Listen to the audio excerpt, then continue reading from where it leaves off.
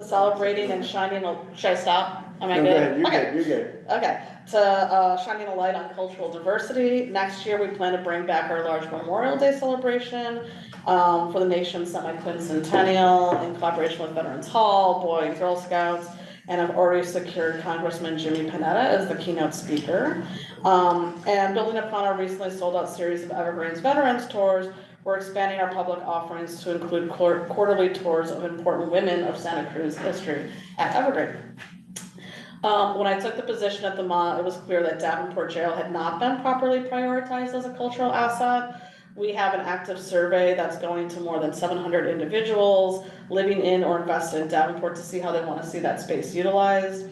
This summer, local Watsonville artist Joshua Moreno will be activating the jail. He's going to be documenting how light moves through the space over the course of a full year. And we're creating new curriculum for Pacific Elementary School using Davenport as the starting point for art history and ecology walking tours of Davenport. We're also looking to expand our Kincentricity Garden project at the MA in collaboration with the Amamutsun Tribal Band to Davenport as well.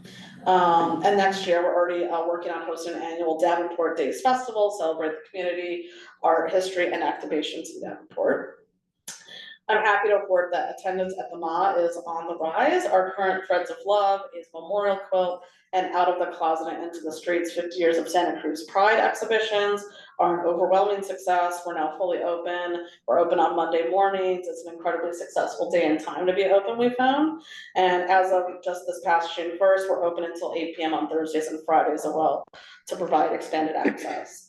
Our soon to open exhibition, Princess of Surf, is already gaining a lot of buzz and momentum. We have a complimentary satellite exhibition that's opening at Live Oak Library in September, as well as accompanying historic publication this fall. In addition, upcoming exhibitions include a solo show by local artist Ed Penniman, botanical illustration exhibition in partnership with UCSC and the Amamutsun Tribal Band, followed by an exhibition on the rich history of guitar making across Santa Cruz County. As you know, the MA is the caretaker of the county archive. On with our work more visible and accessible, we now host open archives each day, so visitors, educators, and students can see firsthand the important research we're doing in archives. Some of these projects include Unearthed, a significant undertaking to digitize and make publicly accessible 20,000 historic photographs of Santa Cruz County. And we recently completed phase 1 of the London Nelson Legacy Initiative and renovated our Black History section of our history gallery. Through this important, Through this important work, we were able to identify 22 previously unidentified Black individuals buried at Evergreen Cemetery, some of whom have now been reunited with their descendants. Phase 2, called the South County Black Pioneer Research Initiative, will start this fall in Watsonville. Additional archive highlights include Pajaro Valley Photography Collection and Queer Story. As you no doubt have read the newspaper, the MA has been operating at a deficit for the past several years, similar to most every museum in the United States, unfortunately. We're still developing our new normal after being closed for almost 2 years because of COVID. And in April, the MA received termination letters for federal grants totaling $243,000 in planned gifts. That comprises about 20% of our already small budget that has been cut. Due to this, we weren't able to bring the original surfboards from Hawaii for the Princess of Surf exhibition. However, master surfboard maker Bob Pearson made some really great replicas. And then staff, including myself, have voluntarily taken a 20% reduction in pay through September. Despite this, we created a budget for the next fiscal year that not only allows us to pay off our debt, to build maintenance reserves, but ensures that we don't have to cut staff or programs. So everything will be internally, no one will see any changes from the outside. So we're requesting a contract renewal from the County of Santa Cruz in the amount of $175,000. It's an increase in funds as more time and resources than ever are being dedicated to the maintenance and programming of Evergreen Cemetery, Davenport Jail, and our archives. Most significantly, we have needed to hire security guards at Evergreen. Issues with the unhoused have escalated significantly. We have to call the police almost every single day. We've had physical altercations with staff. And just last week, all of our equipment and school supplies were stolen from Evergreen, so we have to pay to replace all of that.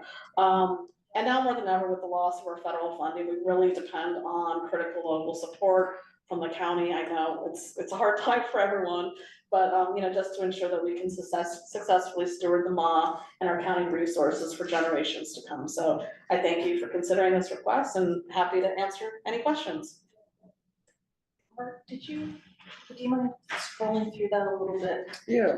Yeah. I have a question. Yes, please. How does the Budget. requested funding compare to prior years? It's, well, we can pull up the slide here. Yeah, I didn't. Actually, maybe the next one, then we can go back to this as well.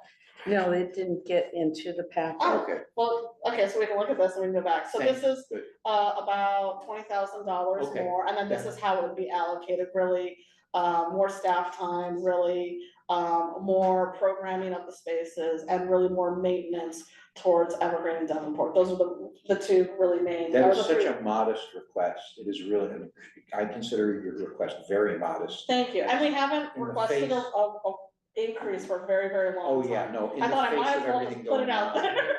No, I was The worst gonna, you could say is no. In the face of everything going on, I think that it's marvelous. I think that it's fair to ask for money, and, that's a tidbit. Yeah, thank you. And, you know, I'm happy to go over our budget as well, because I feel really proud of the work that we've done to really create a budget next year that is creating a sustainable organization going forward. Like you know, we have a significant amount of debt, but we're actively paying it off. And we have money each month going towards our line of credit. We just have $15,000 a month to pay off our line of credit, and $5,000 a month that goes to pay the county of Santa Cruz. So that's $20,000 a month of our budget. That's already very small. If you go to the slide before Totally this, makes sense. so that we can, you know, I want us to be a sustainable organization for the next 30 years. I mean, you can't keep running the deficit like this in perpetuity. Unfortunately, I mean, as you've seen, museums are closing all across the United States. These are unfortunately very typical numbers for museums, and unless you have a huge endowment or a huge donor, we don't have one big donor. We rely on our community. We do a lot of fundraising. It's all really peer fundraising, you know, one-on-one fundraising, and you know, it's hard because individuals don't want to give right now. There's very little government funding. You know, we've had a lot of conversations with our local foundations, and you know, just it'll be interesting to see how things play out the next few months. But you know, when you lose $250,000, I mean, this is the budget we cut a lot from our budget while we're doing more Really programming than ever before too. I was stunned to see the 20% pay cut that everyone took. Yes. Not everyone, the top 5 employees Still, did. 20% is that's a It's big huge, chunk. yeah. And, And that doesn't mean I say I'm working one day, we're just working for free. Right. You know, it's like, oh, I say on my email, like, I'm working Monday through Thursdays, it's like, no, I'm not, I'm either working like 10, 12, 4-day weeks, or like, I'm working this Friday, I'm working this Saturday. You know, work still has to get done, but it's important, I think, to take the cuts from the top. I see so many places do it from the bottom, and it doesn't, create good feelings with staff, and then you end up having to hire for those positions again in a few months. I think it really is the way to demonstrate, especially being new to this community and with my organization, to show that I really believe in the work, and I'm gonna take one for the team. I believe that's called leadership. Thank you. Thank you. And I would also say that moving into this absurdly expensive community, Yeah, and being willing to take a pay cut yeah. in your first. It's not 6 easy, months. let me tell you that. I am the breadwinner of my family, so it's difficult, but I care about my work so much. I've been here for such a short time, but I love this community. I have a lot of family in this community. You know, my husband's from this community, and I plan to be here for a very long time. And so this is a very small investment I'm willing to make for a long-term, you know, career in this community, so, yeah. Well, we need passionate and caring people like yourself to help keep these museums and these initiatives open, and just to keep talking about it in the communities, and just making people aware of what is offered out there. Everyone loves to talk about local history, but so few of them know what resources are available out in the community. Yeah, And then Well- what it takes to keep it going. Yes, Right? exactly. Well, what it takes to keep it Well, going. and that's how yeah. you get it, you get them into the museum and they see what a wonderful job we're doing, and then they see the little donation box on the way out, or they see the membership pamphlets on the way out, and like, that's really how you get people. And I don't think we've actually done it, I think there's so much more we could do, and that's really my focus, like, our archives are phenomenal by being open on Thursday, anyone can come in and like Mhm. see projects that we're working on, we'll pull out a few key things and, you know, I mean, cause really the cuts are largely to our archives, so, you know, we're trying to figure out ways to supplement our staffing and archives, because we have two incredible, you know, employees. We're very lucky because we have a great partnership with the Humanities Institute. So we get 5 fellows each year from the Humanities Institute. Great. That if we did not have that, we wouldn't be able They to, empower your we would research. not be open. Yeah, yeah. So we I feel get it. very lucky about that partnership, because they do a lot of, they get paid to do a lot of work that we're not paying out of pocket, so. That's honestly the only reason we've probably gotten this far. You know, there's a parallel that I see, and of great and very parallel priority. The county shelter operates on the work of the volunteers. Yeah, Take away the volunteers, they couldn't open their doors. yeah, And to groom them, to set the example, to provide leadership, I think is critical. yeah, So this is the right time for you to be here. thank you, I feel that way. Yeah. I definitely feel that way, I feel very at home here, everyone's been very welcoming, I feel like there's a lot of work to do here, I really take my role as a civic leader very seriously, and you'll probably see me out a lot, I'm at every event, and, you know, I'm just, you know, shaking hands and kissing babies and trying to let people know what the MA does. I think, you know, we're in the field of creating content, but I feel like we don't do a good enough job at telling people what that is and telling those stories and the impact that the work has on the community, the impact history and archives has on our community. And so that's really our focus right now. So if you don't mind, I had a couple questions. So on that one there, Mhm. what is the difference between contributed and earned income? Contributed income is like donations, fundraising, earned income is like, fee for service things, rentals, things that are not necessarily. From like Abbott Square? Yeah, And if somebody were to rent them off for an event? exactly. Okay. So then under the expenses, personnel and services, what falls under those two? And what's the difference between that and admin facility? Personal and sort of, that's just staffing, that's, anyone on payroll or maybe a contractor. So that's. It's under personnel and Yeah, services? so that's just people, that's all the people. Admin and facility, a lot of that is, basically the maintenance of the buildings. Large, I probably shouldn't have said admin facility, because that makes it confusing. It is really just facilities related to, building maintenance. And maybe the admin related to that building maintenance. So not only the museum, but Abbott Square, McPherson Center, yeah. It's And- all under facility. Yeah. And also, Evergreen, Devport, basically all of our assets and the maintenance of those fall under admin facility. And so under fundraising, what, I'm assuming, would that be brochures? Actually, the fundraising is a separate line item, that is usually separate, like if you look at the 990s or audits, it's separated out from personal and services, so it is fundraising, contractors, and any sort of money that we do put into fundraising, like you said, brochures, campaigns, like a year-end appeal mailing. 40,000 of this for next year is actually going to a fundraising consultant that we've received a grant from the Hewlett Foundation for, so it's actually covered, and the other $10,000 is for, fundraising materials, our membership brochures. We just sort of redid our whole membership program, so we're gonna be printing new brochures this summer and all of that, so. Well, I wanted to mention, I agree with my fellow commissioners, and I printed out the contract. And this one happened to be, as of 2018.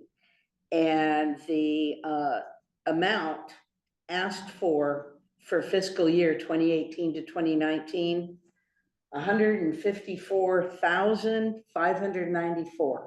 Yeah, So basically, there hasn't been any increase no, since then, so we're looking at almost, what, 8, 9 years? that's why I thought it would be Something. reasonable to add not only just like the cost of, you know, the increases and everything, So but it's been a it's long actually time. less when you consider the. It is. Inflation Yeah. in there. It is.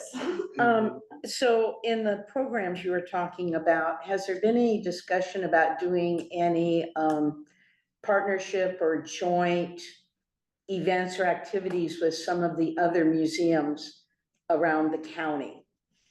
Because as you know, they don't get funding like you do Yeah. from the county budget. They're having to raise their own. Yeah. And I mean, theirs is like 20% of what you get or less. Yeah, And so to help them to be able to do more and to help with your outreach yeah, into these other communities, yeah. We do, yeah, we partner with a lot of the area museums. Next year, we're gonna be partnering very heavily with the Natural History Museum because they're gonna be closed for renovation for a very long time. So, we're talking about co-hosting a lot of their programs at the museum. And actually, one of the initiatives that we were working on before the federal budget cuts was with all the smaller local history museums was to create sort of an archives toolkit so that smaller history museums could help develop their own archives. We house a lot of smaller organizations and museums archives at the MA, but we want to give people the opportunity to be able to create that and do that themselves internally. We've had to put that on hold just because we don't have the money to do it, but that was in collaboration with like all the countywide historical museums, so. Can you talk about that a little bit more, the archiving section? It's particularly of interest to me. I do a lot of work with the Aptos History Museum. Yeah, As you know, we lost our building Yeah. recently, Yeah. and so we're lucky and so grateful to the Aptos Library that allows us to do rotating displays, and Yeah. they allow us to do presentations there. We can't raise any money because it's through the public library, so we have to offer our presentations freely, which is, you know, it's a great trade-off because they are allowing us to be there in the Yeah. first place. But we are right now paying for storage. I mean, I would say 90% of our stuff is in storage Wow. right now. Yeah. And we're acquiring new items over time. And I have been racking my brain about where are we gonna keep these archive, like how do we archive the new stuff that's coming in when we're running out of space, we don't have this. yeah, What does that partnership look like in terms of? I don't know if we have space to store things. Yeah, Okay. I mean, not, I wouldn't say space issues yet. Yeah. But it will be in very soon in the future, like, I'm actually surprised the first museum like Bennett that like didn't have major space issues. In 5 or 10 years, it will be an issue, so we don't really have the capacity to house, other than like, you know, the collections that we already have, to take on huge collections without getting offsite storage, climate controlled storage. But that would be really interesting to look into, like what a shared, you know, community climate controlled storage would look like, because it is very cost prohibitive for a lot of museums to do independently. But if there was sort of a collaboration where it's like, oh, we all went in and it's like only $100 a month or less than that, that could be a really interesting thing to explore. And even Yeah. if it was just a partial where the most critical parts of your collection Yeah, could be in a stabilized environment. Yeah. It wouldn't have to be everything every, you know, museum has, but they could at least get their most critical Yeah. things. If I may add, I know for a fact, I spent 2 years making a surfing movie, and we worked with the history committee of the Santa Cruz Surf Club. yeah, That started at Cowell Beach in 1954. mhm, They were storing everything from the surfing museum underneath the staircase of the museum at Sebring. Yeah, and stuff got ruined. yeah, And so I know that the Surfing Museum has a problem with it. they do, I know that the yeah. Natural History Museum has a problem yeah. with it. So when you're thinking of pooling, This could, yeah, this check is with really everybody. interesting, Oh, yeah, it's of course, very comprehensive. yeah. This, yeah, food for thought. Yeah. I really like that, yeah. And they can keep everything in that wine storage locker at Aptos. Yeah, right. Yeah, I mean, my main, we have enough room for what we do have right now. My main concern is like new items that are coming in. Yeah. Oh, yeah. And I thought about law because a lot of the items that come in, a lot of them, people, you know, if it has to do with Yeah, Aptos in that's particular, it, they know to come to That's us. what a lot of- But we Yeah. get some collections that include yeah, absolutely. county-wide historical Yeah. items, and so I thought, there needs to be a place where, you know, museums need to collaborate more. We need to Absolutely. share our archives, we need to share our, Well, we're only gonna succeed if we all support each other. exactly. I mean, we exactly. have to partner, we have to support each other, or Yeah. else, Yeah, and there's some stuff, I mean, there's some stuff we recently got that I don't know how to identify. yeah, It looks local, it's definitely historic, and our little Aptos History Museum, I don't know if we have the resources to say, that's a face I recognize, that's this family from Mhm. Branch 40 or something, Yeah. you know? If we had a more centralized database, like maybe someone from Yeah. another museum would look at Yeah. that and be like, yes, we've been looking for something like that, or I can help you identify that. Yeah. Or whatnot, because I don't want to just like, you can't hold on to everything, but you don't want to get rid of stuff that you don't know what it Yeah. is. yeah, yeah. Yeah, and And I they're think this was a huge part of this initiative that we Yeah. wanted to start with Jessie Durant, who's our archivist, also the archivist at the boardwalk, so we share her as an archivist, but you know, she's Jesse's really great. involved with, you know, publications and the history committees and. And Jesse's very alert, she's very good. Yeah, no, she's awesome, you know, I would have her full-time in a second if Yeah. she wasn't at the boardwalk. I think that we should, both sides, we work together, we have a long-term association together between the MON and Historic Resources Commission. And I'd like to see it sort of honored and appreciated on a slightly different level. Mhm.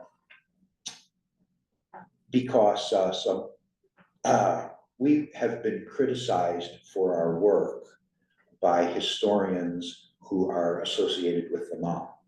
Okay, And I'm sure that there was no particular consideration one way or another, but I'd like to refresh our affiliation as often as possible. that'd be great, I would like that To have too. things be as positive as possible. Absolutely, yeah, I've been spending a lot of time sort of rebuilding some relationships, Yes, with the history community. yes. I think like, you know, bringing Research Anonymous back, I think is sort of a huge step. And, you know, we have a really, you know, work really close with the History Forum and bringing them in and having them design more programs for us. It doesn't make sense to be silent. Again, like, we can only be successful if we're partnering together and supporting Right. each other. No, there has been a feel for quite a while that with past executive directors, that the emphasis has been more on the art. I've heard that, yeah. And I understand that with the art, it's a bit easier to be Thank you. bringing in artists, to be changing the exhibits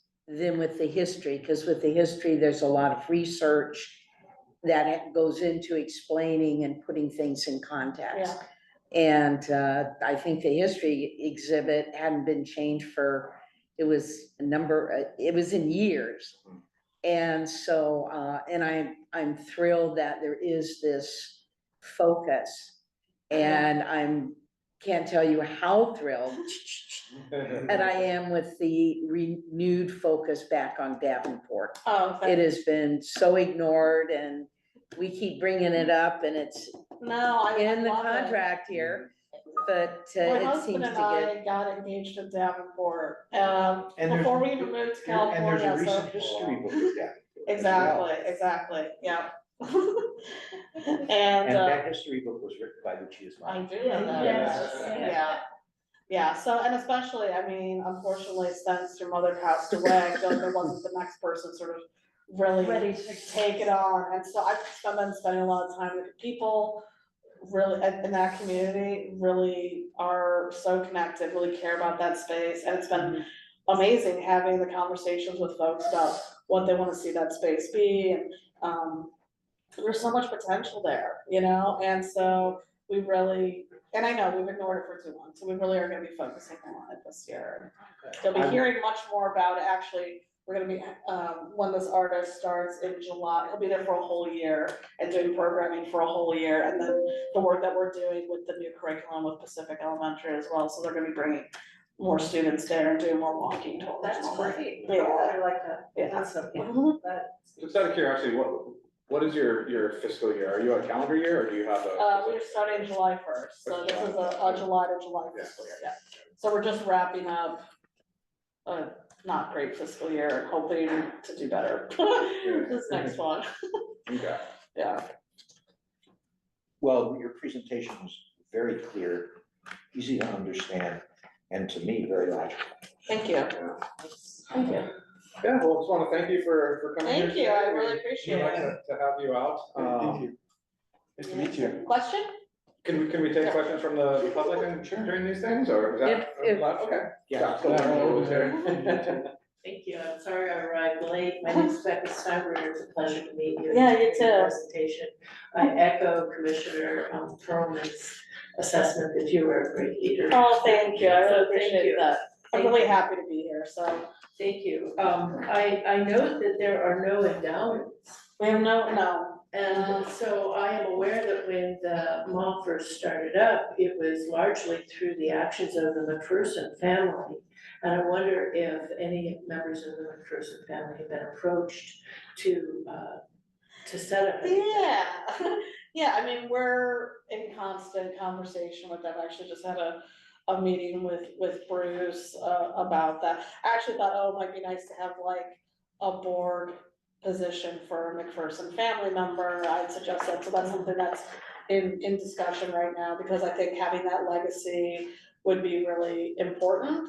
No talks per se of an endowment per se, but who knows, next year's our 30th anniversary, and we'll be approaching a lot of people for big gifts. So, yeah, it's not, off the Thank you. table. Thank you for keeping them on the radar. Yeah, Another prominent family that I do know has great interest in supporting local history is the Owl family, oh, yeah, and I hope that they. oh, they're very engaged, yeah. Yeah. So I hope that perhaps they could also set up an endowment that would support Thank you. that effort. I want to just say that I really appreciated the historic presentation at the mall about the significance of the Filipino community and the whole Duarte incident, and it was very, very good and really opened my eyes, and I invited a number of members, and some of them Filipino, to come look at that with me, so it was very good. Thanks, I've heard a lot of people love that show, yeah. Yeah, that was very good, and hope that things like that will continue. Oh, of course, Thank you. yeah, thank you. All right, well, we appreciate it, the public appreciates you. Thank you, no, it was great, great way to start Wonderful. my Monday. Now let me see if anybody online, anybody online wishing to speak, please raise your hand and I can unmute you.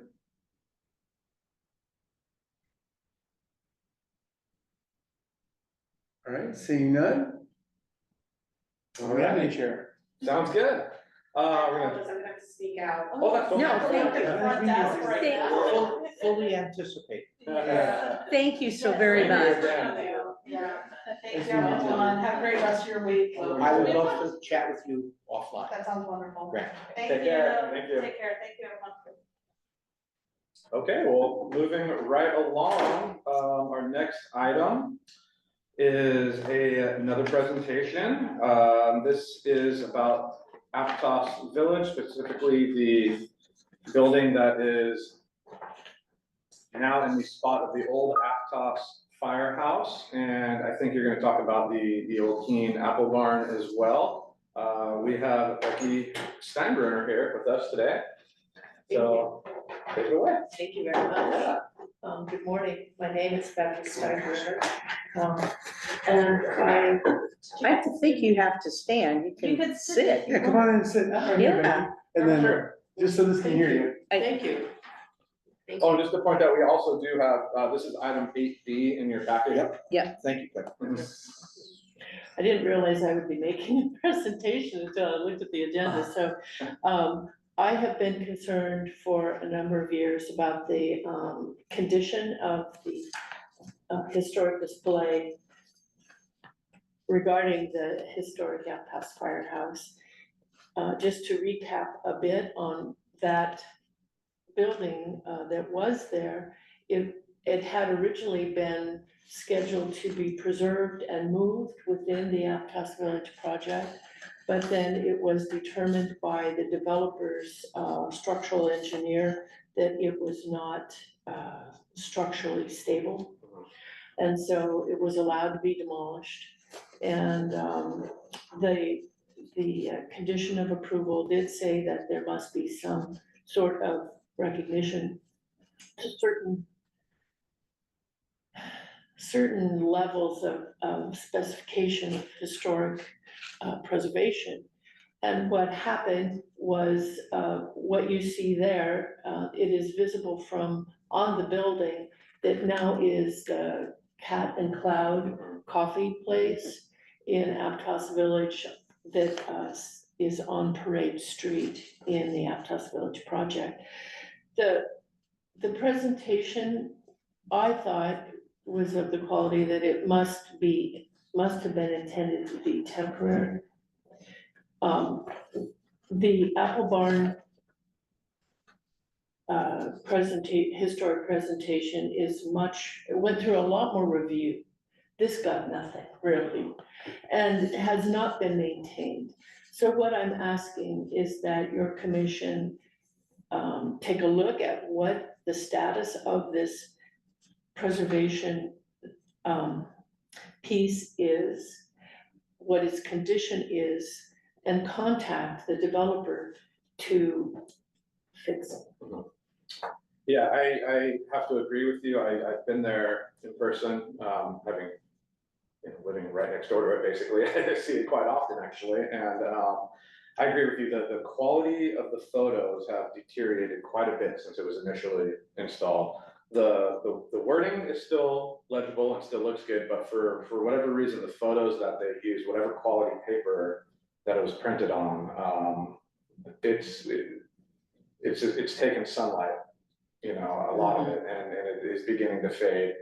I also went to the Heen Apple Barn to compare it to those outdoor presentations. They have the Cat and Cloud building was put up a little bit earlier than the Apple Barn. But the Apple Barn presentations look great. I don't see any damage to them, no sun damage. They're not facing directly into the sun. They are, a couple of them are. They kind of wrap around a building, so it's kind of like an L shape, and some of them, depending on what time of year, they are getting hit by the sun, yeah. And they haven't suffered any damage as of yet, as far as I can tell.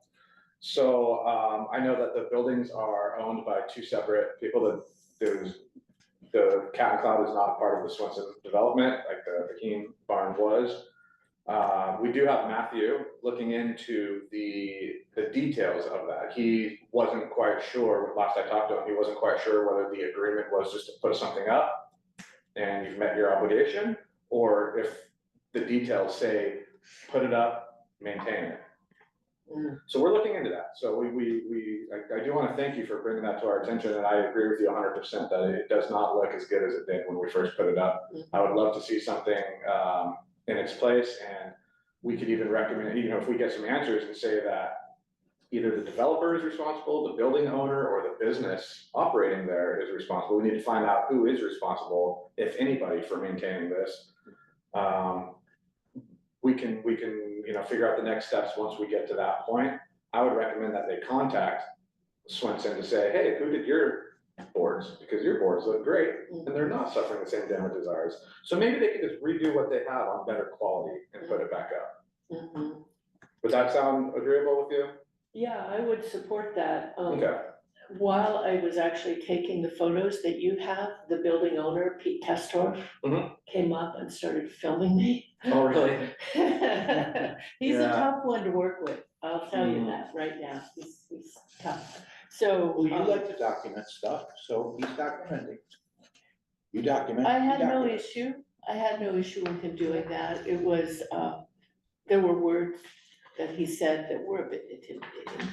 But I was respectful and just took the photos and, Yeah, well, you got the photos, we got, you know, I would avoid, you know, you got us what we needed to see. And we're gonna figure out what the next steps are, and Thank you. we'll move on from there. May I add something? Sure. I'd like to thank you for bringing this to our attention, and it's totally valid.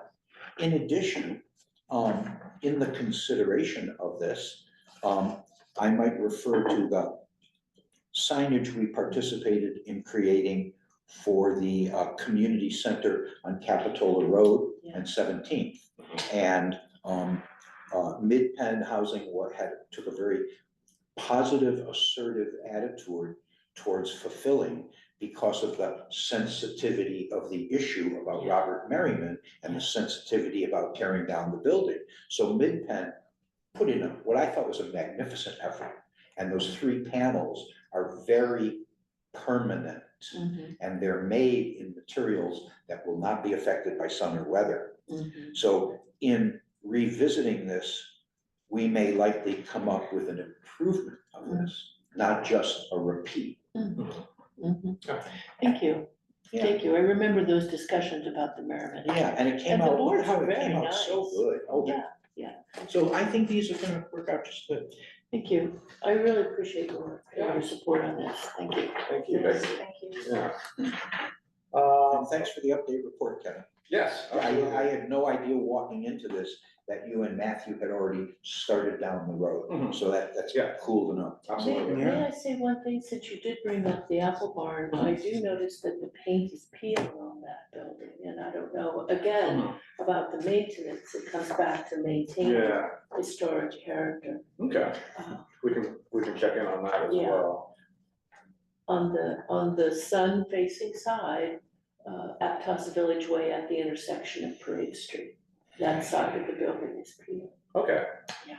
Great, thank you. Thank you very Do you want much. to see if there's anybody online that wishes to speak on this? Is there anybody in the public wishing to speak on this item? If so, please raise your hand.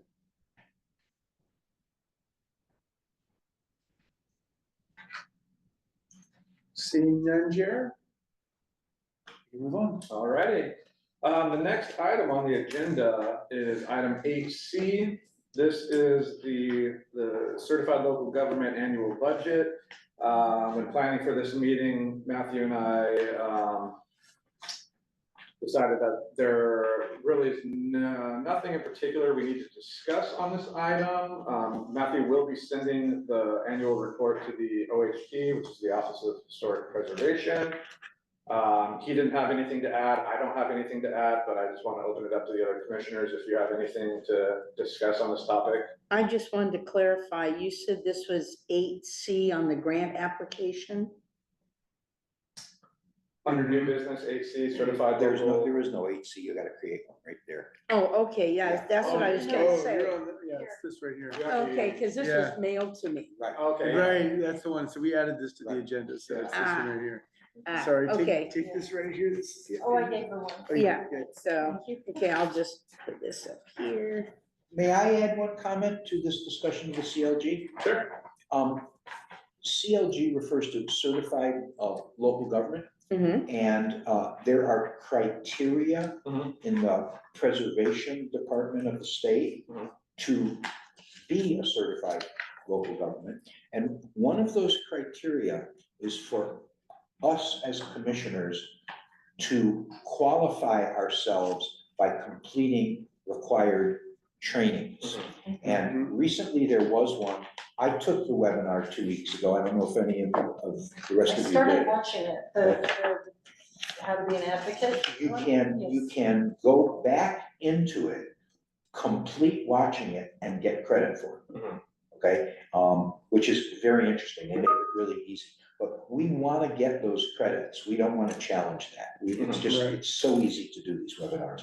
And I felt it was informative. And the recording is available, so we can all go in and Exactly. go through it. Exactly. And again, Matthew presents these things, and I'll encourage everybody to try to make as many of them as they can. Yeah, and just a reminder, when you do a training, to let Matthew know what training you've done, so he can document it. Well, they sent me an email response after the training. Mhm. I forwarded that response to Matthew. That's the way to do it. Yeah. That's great, that's perfect. And then we list them on our accomplishments for the year that goes into the CLG report. Yeah, Right. Correct. okay.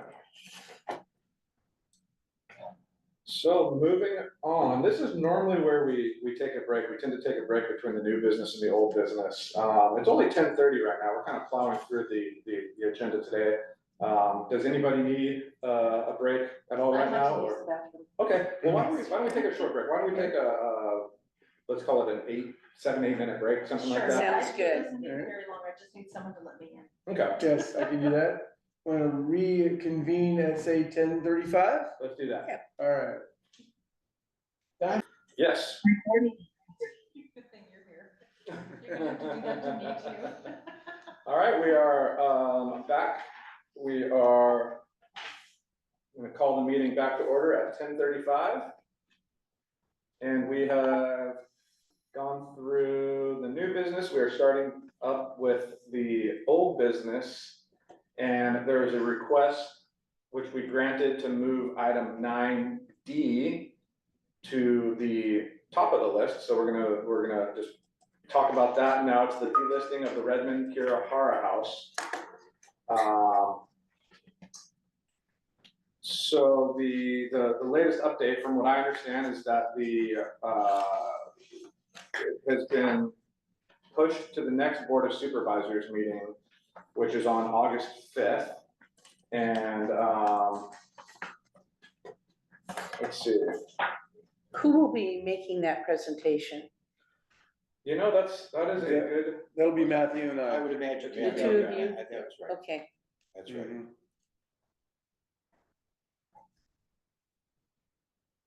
May I make a clarifying comment on this? Yes, you may. Okay. When we think of listings, we think of them as something that is almost a spiritual or religious support, a fervor to enhance and support something. The Redmond House is a building that was built in 1898, but it's important to recognize that it did not go on the registry until 2006. It has been a historical registered building for less than 20 years. The purpose of making it a historical building registered was to generate funding for its restoration.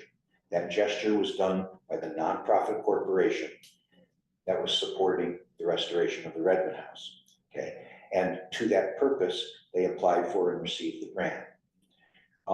Now that we have the reports that tell us that the building is basically will not support being rebuilt, we're looking at the delisting process. I would also suggest that there is no longer, the purpose no longer exists for which it was listed. So that's my statement. The purpose for which it was listed no longer exists. So when we discuss the delisting, we should discuss it in the context of why it was listed and why it's being delisted. Yeah. And it is a very emotional thing that I am very sad about. Yeah, thank you for adding that. That is an important consideration. Yeah, so I mean, like I said, it's going to be taken up by the Board of Supervisors at their next meeting. I think that's really the best opportunity for anyone to kind of voice their opinions. You know, what's been done here has been done. We have to rely on reports from, you know, experts in their fields, and you know, that's what we've basically done. And now really the final decision is up to the Board of Supervisors to approve the delisting or not. And, but we do want to keep this, you know, open for comment, so if, I do understand that Becky, you would like to say something about this topic. Would. Thank you. Becky, step a little closer so Al can hear you. Thank you. Thank you. I am quite distressed, and I don't think it's emotional. I think it's factual that the reports that are called expert reports to support the delisting are inadequate. You and I met with Mr. Sund, and we talked about this. There was no civil engineer that went inside the building. What was relied upon for your commission, by your commission, were Bing videos that were scraped off the internet somewhere of an intruder going in at night with a headlamp. That's the extent of the interior inspection of this building. And to take something off the historic registry merits a full-on civil engineer inspection of the interior. That did not happen. The county's building official did not go inside. He walked around the outside, didn't he? That's it. And evaluated it as a habitable structure. That is unacceptable. That is an unacceptable level of evaluation to take a building off the historic registry. I disagree with Commissioner Perlman that the sole purpose of putting this building on the historic registry was for fundraising. I happen to be good friends with Ms. Correll Reeder, who was part of that foundation, and she disagrees completely. It was to save the building. And that is the intent that I think this commission should approach with. It greatly distressed me to read that this commission was willing to pay the $600 out of your own budget to have it evaluated. I don't understand that. When I have seen in the past commissioners pulling money out of your own pocket to pay for an entry fee at the historic registry fair, the historic presentation fair. I really am upset by this. It's not emotional. It is factual because there has been an inadequate level of determination about the structural integrity of this building. And as you say, what's done is done. But what can be done to undo it? I stopped by and took photos of the barn, and I understand that's not going to be discussed at this time. I missed my opportunity, but it was demolished without any demolition permit. What's to stop this developer from just doing the same for the house?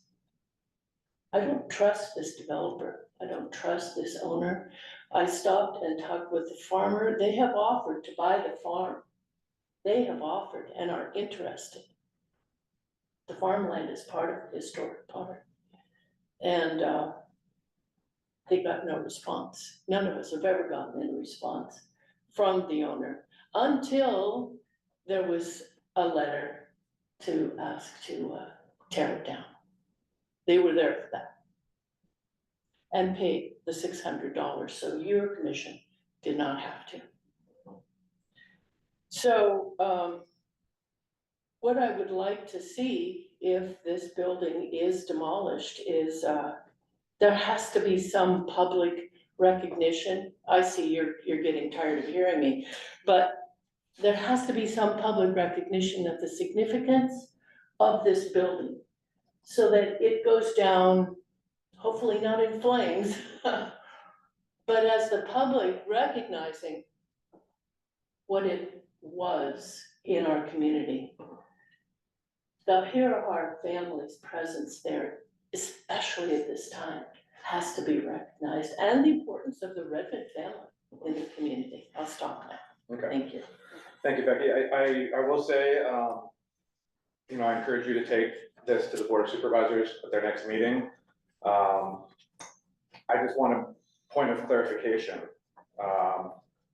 When you say that we were willing to pay $600, I want you to understand that the intention of that was to get clarification about whether or not we should approve or encourage delisting. We weren't gonna pay $600 to get it delisted. And often when I hear you talking about this, sometimes it sounds like we were paying $600 to support delisting this. That's not the intention of this Okay, commission whatsoever. We were paying to get, we were approached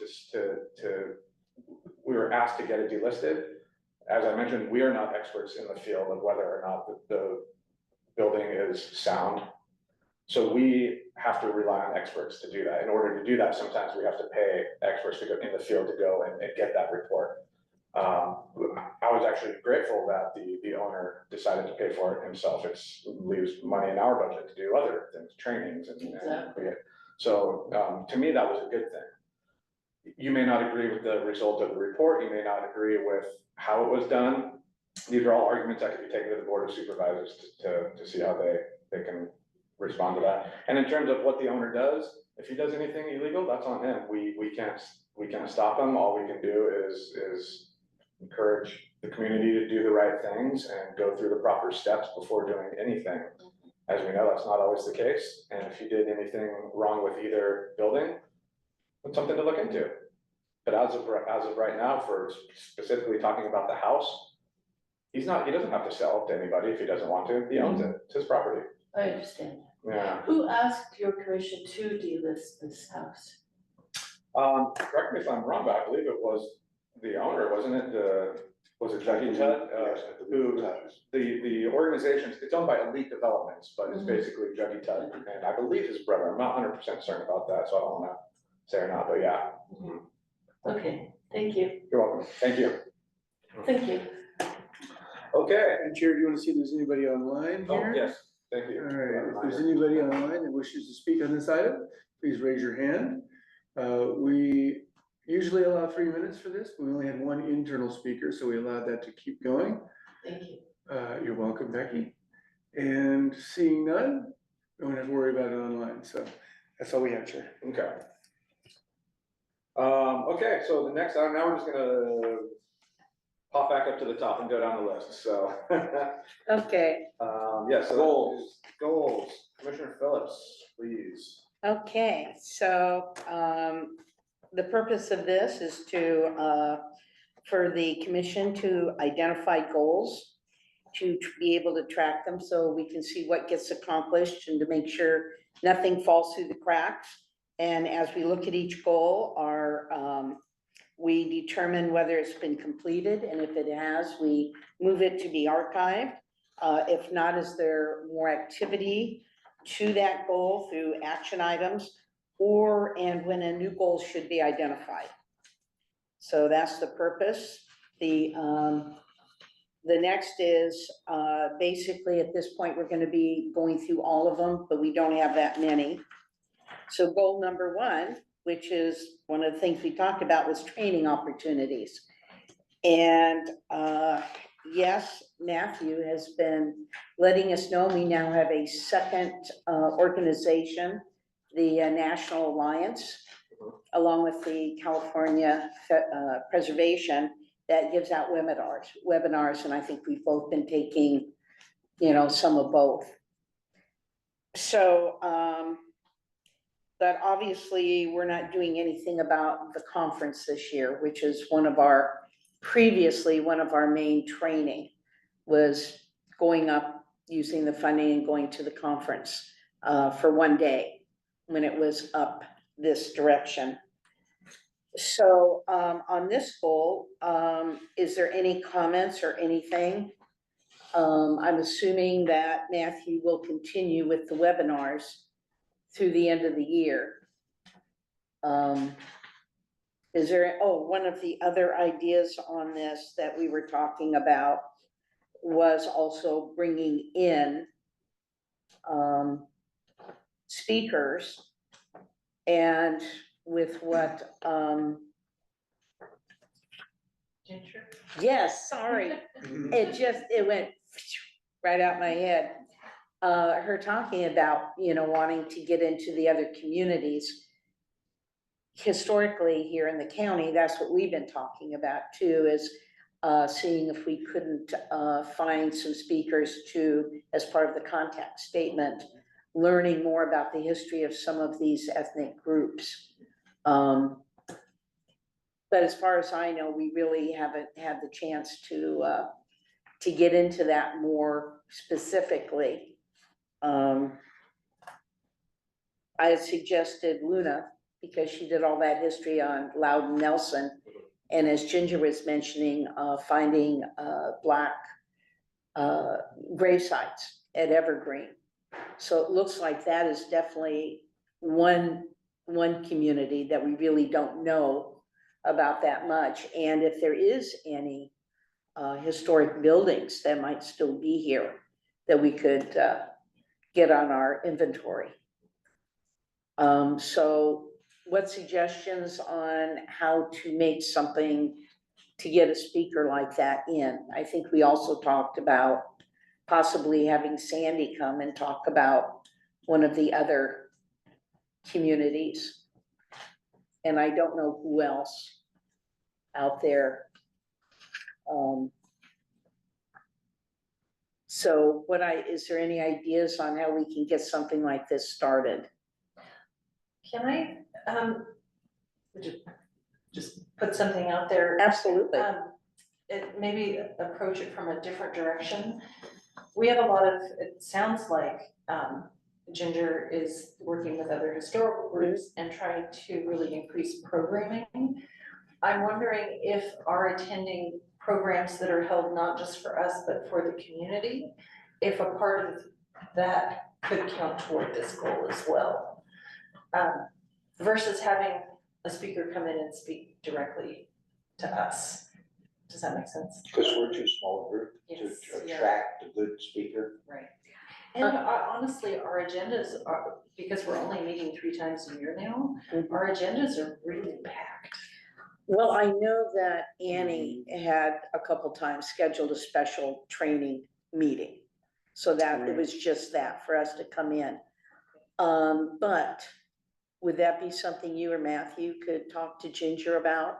Find out what Yeah. kind of programming she's looking at for in the future and see if we could be part of her audience so that we could get some of that education, Sure. you know, certainly, knowledge, yeah. historic knowledge. And maybe even broader than that, doesn't maybe Mhm. have to be just limited to the MOG, maybe we can look at other Yes. opportunities. Mm-hmm. And I think that's Something where going on in the community, Yeah. right, so Yeah. versus bringing it in-house. And I wanna emphasize, I think it would be a supplement, it would not replace our normal channels that we have of Right. the webinars and the different Right. things that we have. It would just, I'm thinking in terms of building that awareness about the community, about the spaces as they're used in the community. That might be something that we could. And also, and I think coordinating with our new consultant, Mhm. because she and Matthew are going out and meeting with these groups and asking questions. And I think that's the other thing with the programming. We want to make sure that it's fitting within our responsibilities, you know, what we would want to know. Sure, yeah, Oh, that would be great. absolutely. Okay. May I ask a question? Yes.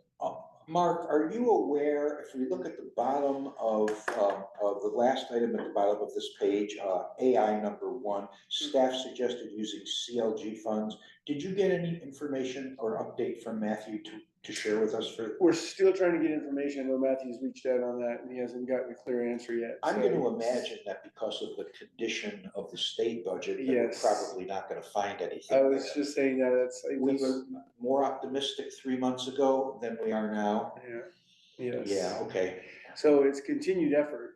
It hasn't, gained traction. So we're continuing to look at that and you can see it's been carried over for quite some time. So it's a continued effort. We're not gonna forget about it. Matthew will continue and I'll be involved as well. And last October, we had reason to be much more hopeful. Right, yeah. Um, And then, we talked at the last meeting that, there was $150 earmarked for joint training with the planning Yes. department. That's right. So I imagine that will continue and let us know when, there's something that comes Yes. available. Now, with planning department, I'm assuming that's you, Matthew, maybe Donovan, basically staff that supports us. Yeah, planning and CDI, yeah, and that's included to be carried over in the budget as a proposed, as we're going through the budgets now. So keep your fingers crossed that the budget goes through as we hope. Do you feel, will your department be, functional under your new budget proposal? Is it Yeah, I big think enough we to work do. with? Yeah, we've got a kind of a status quo budget, and some. Do you have to cut any personnel? No. Good. So that's- Okay, so moving on Fingers to crossed. goal number 2. And that was working on cleaning up the inventory.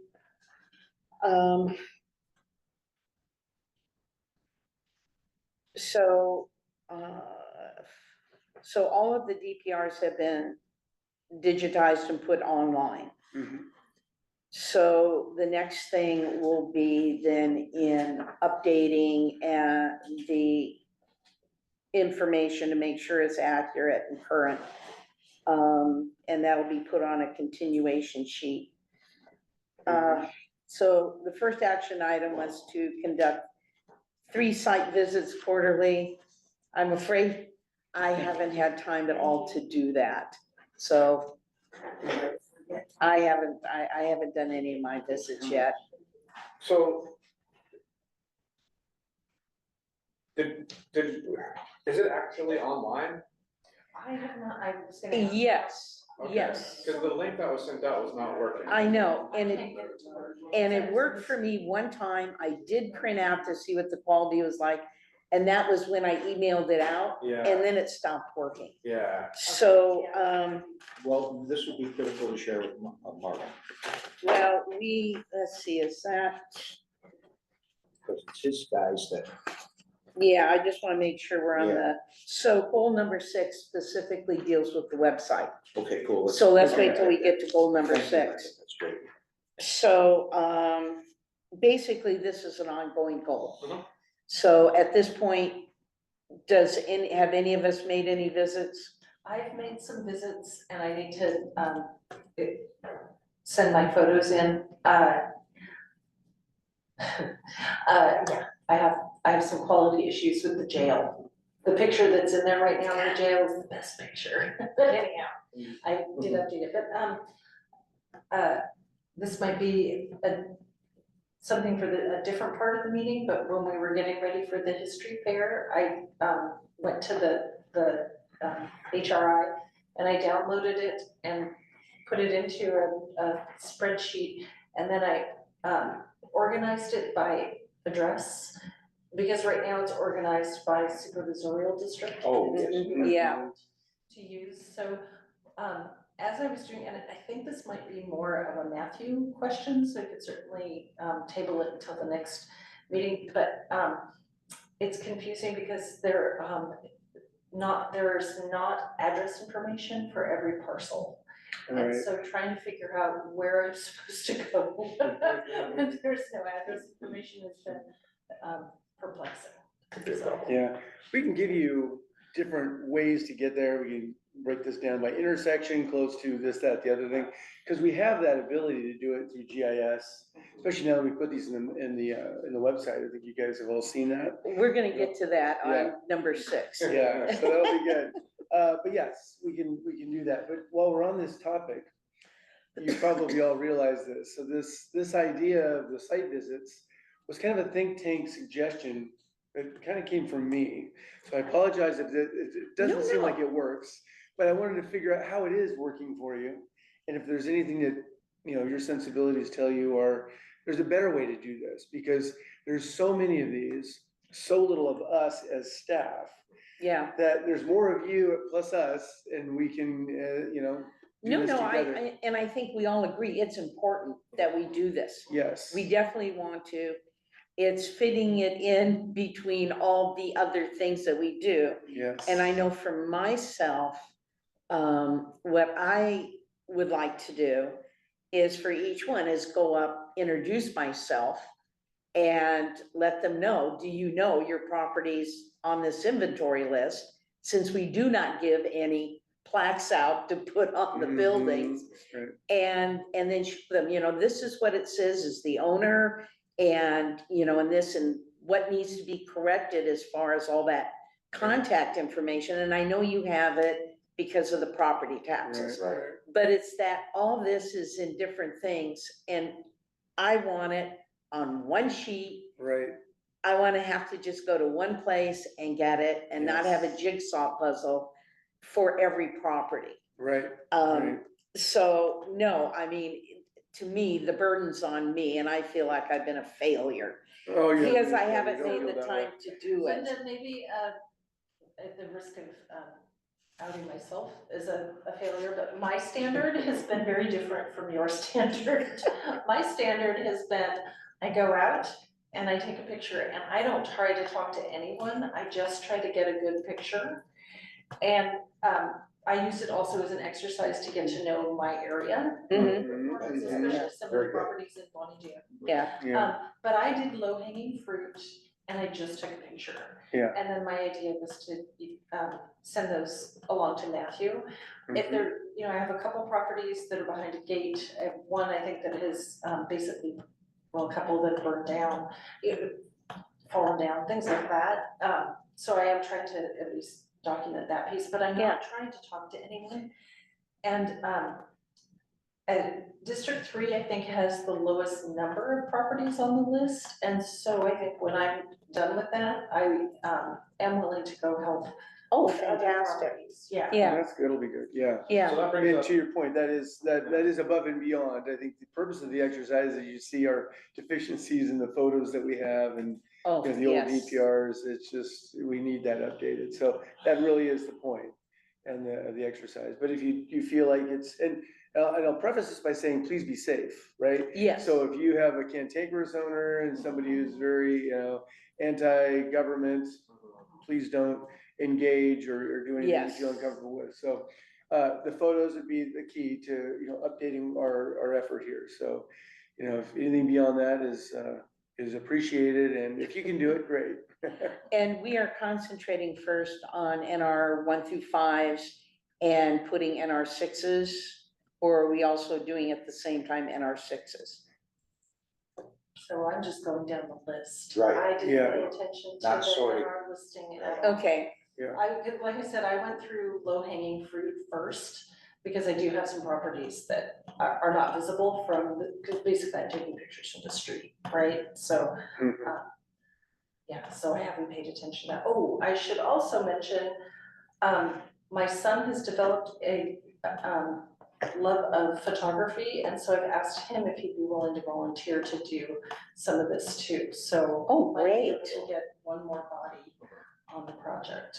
Excellent. Just give them like a list of addresses and have them go take a picture. Exactly, yeah, and then he's, honestly, the part that's slowing me down, I'm also trying to change the file name on the image so that it has the address or at least. Mm. That's, parcel yeah, number, that's- right, so that it that's can be smart. matched up with the DPR, and that's the piece that seems to take the longest. Okay. so which would be better, the address or APN? Well, we should start there. If we have them, that's the easiest, right? Because you could just Okay. plug that into your Waze, your Apple I was thinking Maps, of whatever, but identifying the photo. for the photo, sure, Yeah. yeah, it should be the name of the property. Yeah, we can Okay. do that, yeah. And if you can't get there, we have technology, we can do that for you. So, we can match it up. If you say where you went, we'll take care of that for you. So don't feel like that needs to hold it up. Just send it to Matthew in the raw form, we'll fix it for you. Alright, Let's see okay. how good they are, give them all these unnamed. Yeah, Oh, yeah. no. That one. Guess at which historic. I know, building this is. really, the person will be like, your metadata didn't come through. so Right. should we focus on like multiple photos, like getting, as much of the building in as possible on one photo? Should we zoom in on the roof to see the Very good, quality, yeah. zoom in on the chimneys, the windows, like what do you want to see specifically? I would say, because you're gonna run into perhaps in some of these access restrictions, Mm-hmm. right? There'll be a fence, but the house is, or the structure's set way back or down a long winding road. So whatever you can get to, And you have to make a judgment call that, right, of how far you can go in each situation. Yes. Individual. that's why you're the best experts to know that, you know, what's significant about this building, you know, is what view really characterizes that and captures it, so, you know. I would also suggest that if you run into somebody either by knocking on their door or by their inquiring, that the best approach might be, hi, I'm your commissioner, Oh, yeah. where you're, Oh, that's a good you're, one. Yeah. where you're showing them the bridge and that you're protecting them. Mhm. And I think that Yeah, takes the good heat point. right out of it. Yeah, for sure. Okay, anything more on that? So basically, that's ongoing and it, you know, do we have something to report? If not, move right on. So, goal 3A is demolition and partial demolition. And, Matthew, I think, had been working on some other things.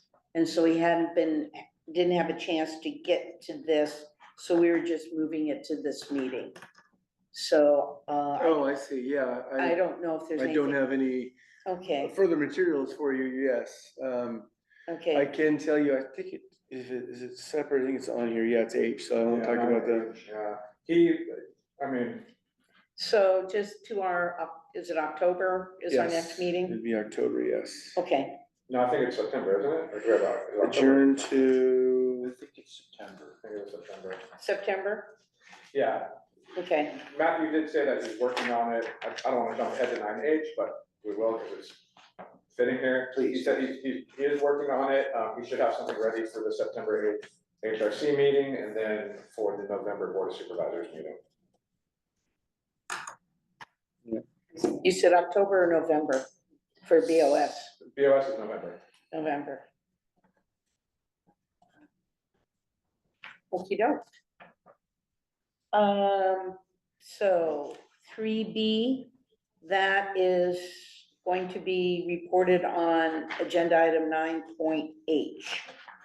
So we'll just put that aside. That's basically what I was just talking about, so maybe Yeah. that's what it was, yeah. And I forgot to include a PowerPoint for goal number 4, but it's continuing the watch list maintenance. Mhm. So, and again, it's an ongoing goal. Does anyone want to have any properties that they're looking at to add to it? If not, then we'll move on to goal number 5. do you mind if I ask a question on that? When you think about what to add to the inventory, or perhaps you see things that should be delisted, what are your criteria? What are you looking at? How do you find these? Can you just give me a little insight on what your perspective is? Well, for me, it's first looking at the criteria. Mhm. And for me, I would be talking with, some other knowledgeable people. So Lisa Robinson, for one, at the San Lorenzo Valley Museum. And I know she's already given me a couple names, like she would really like the Boulder Creek Library to Mm. get on the watch list and eventually the inventory. So for me, that's kind of the way I would do it. Okay. And is the priority the watch list? Or could somebody tell you, this building should be on here, I think it's significant, here's why. Well, You look at the and, criteria and say, oh. you got and I it. think we all did, and like at the history fair, that one woman, she said it was the Larkin Valley Schoolhouse, Pleasant Valley. Pleasant Valley. Okay. And see, I know I've never seen it in my life, so I passed it on, but she said the outside was original. Mhm. But someone, again, because we don't deal with the inside, they had made it into their home and they're living in it, Ah, but the outside is original. So, you know, we wrote it down at the history fair, so we can, okay. Yeah. Kevin, I keep looking at him. Alright, well, But it's the same thing would be for, mine. I've had some people mention things. And again, yes, just because it's old, doesn't mean it needs to go on That's the right, inventory. yes. Yeah. However, when you look at the dates, they stopped around in thirties or so, Yes. and that's the concern. Mhm. Yeah. So, and I know for me with the valley, looking at the list, it's like Bonnie Bamberg did like 4 blocks on either side of Highway 9 and didn't go any further. So Mhm. there's a lot of homes out and about, you know, that Yes. need to be included. And you only know that because you go and you talk to people. Yeah. I mean, I think the That's goal good of the watch knowledge. list too is just to keep awareness of properties that may not qualify for the inventory, but are Mhm. close, And close, or contribute. possibly ones that could qualify, but no one wants to pay for the Yeah. process. Right, But we still want to keep an eye on it to make sure that it's protected. gotcha. And I think To at affect some markets, point, yeah. we hope that once we have a good list, that we will be able to hire that consultant to go out and do that expert research Mhm. Right. and make those determinations. Exactly, Mhm. exactly, So we're kind of doing a first cut. yeah, Yes, okay, yeah. perfect, makes It's like a sense. watch list, a waiting list, it's kind of Mhm. like, you know, let's not forget about these properties. Yes, that's Right. good, that's what we want. That's And good. just in case the owner comes in with the idea of, well, yeah, I bought it, but the idea was that sometime future, we would do all this remodeling. We'd add second Mhm. story and this and that. And that's why we want the planning department to say, well, wait, no, there is some possible historic Right. significance. We need, since you want to do something, we need to, take that look at it. Right, And that's where I think your department has some people yes, that would then make that next cut and determine. right. Absolutely, okay, good, that makes So- sense, yeah. Yeah. Goal 5 is the Mills Act, which will be on 9C, a report made. And okay, here's the one, goal number 6. And that's with the website. So, Yes. that was not what I had thought the website was going to look like. Ah, When Donovan sent me that GIS dot Santa Cruz County, something or Mhm. other, GOVCA, whatever. right, And then it was go here and then click on this and then click on this and then make sure you click on the blue and go over here. And then I've got a map with a bunch of little pins and you have to click on the pins to open it up. And Yeah, it's like, oh, that's not the one I'm looking for, but I've got 10 of them all grouped there. And it's not real user friendly. okay, okay, And I don't know what kind of influence we've got over the website, being they just made this huge renovation of it, redesign. I had kind of thought, when you're thinking of someone out on the street, or we've gone and we've taken a picture and they say, well, I wanna see what it says.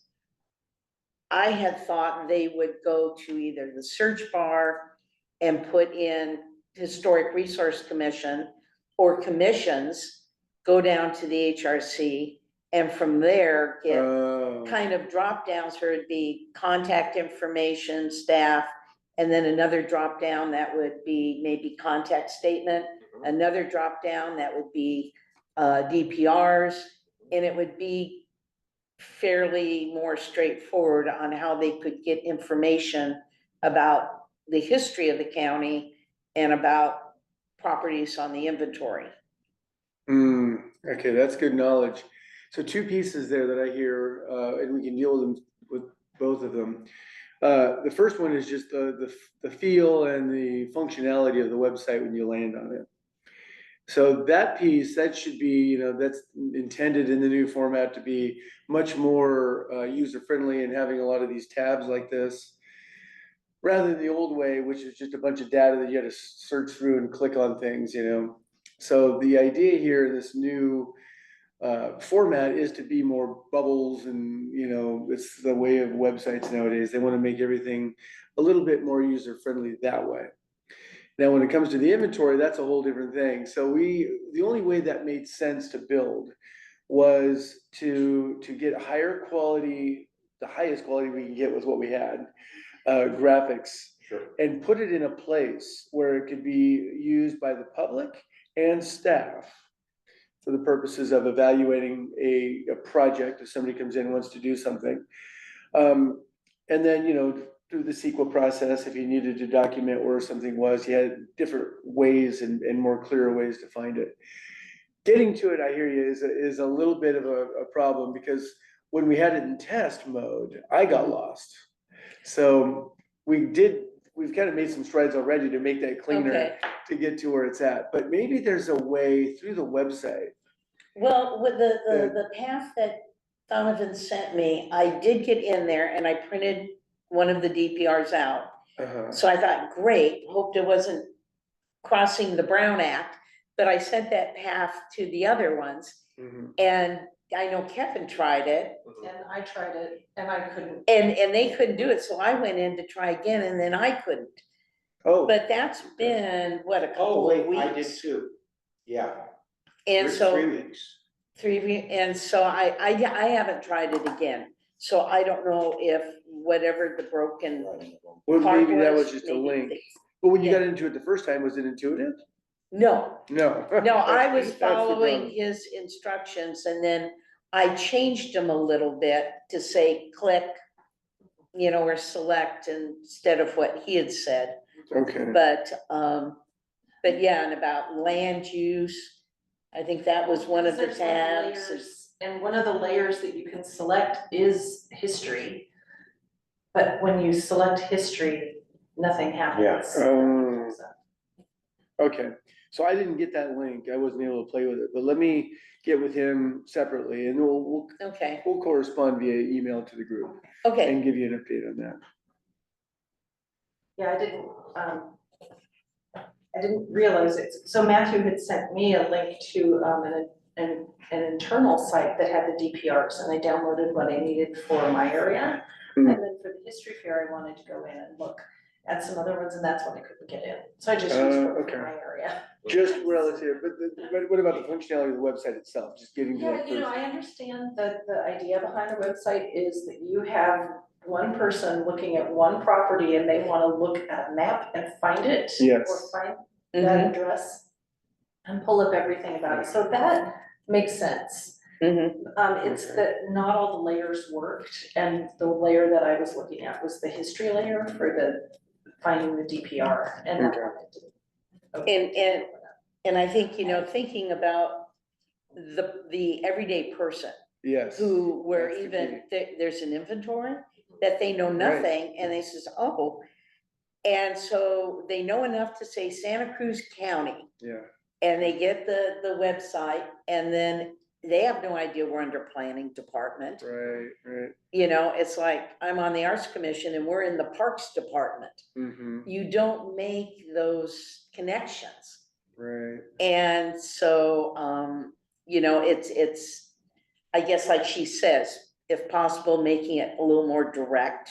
Okay, yeah. Is that the We're doing most that. recent website for us? This is just the agenda one, but to your point, you know, everything that people do nowadays is they'll Google it or use Chat GPT or something, and it pops up a specific, you know, link or some kind of a Right, they don't follow breadcrumbs. Bitly or They- something, That might be right? the wrong link. And that could take you to the wrong spot, right? So Yeah, there's a lot of value, and that's a good point, in that, you know, I start at, you know, say a home yeah, page, and I'm able to just intuitively get through and be able to get to So- what I want without a bunch of steps.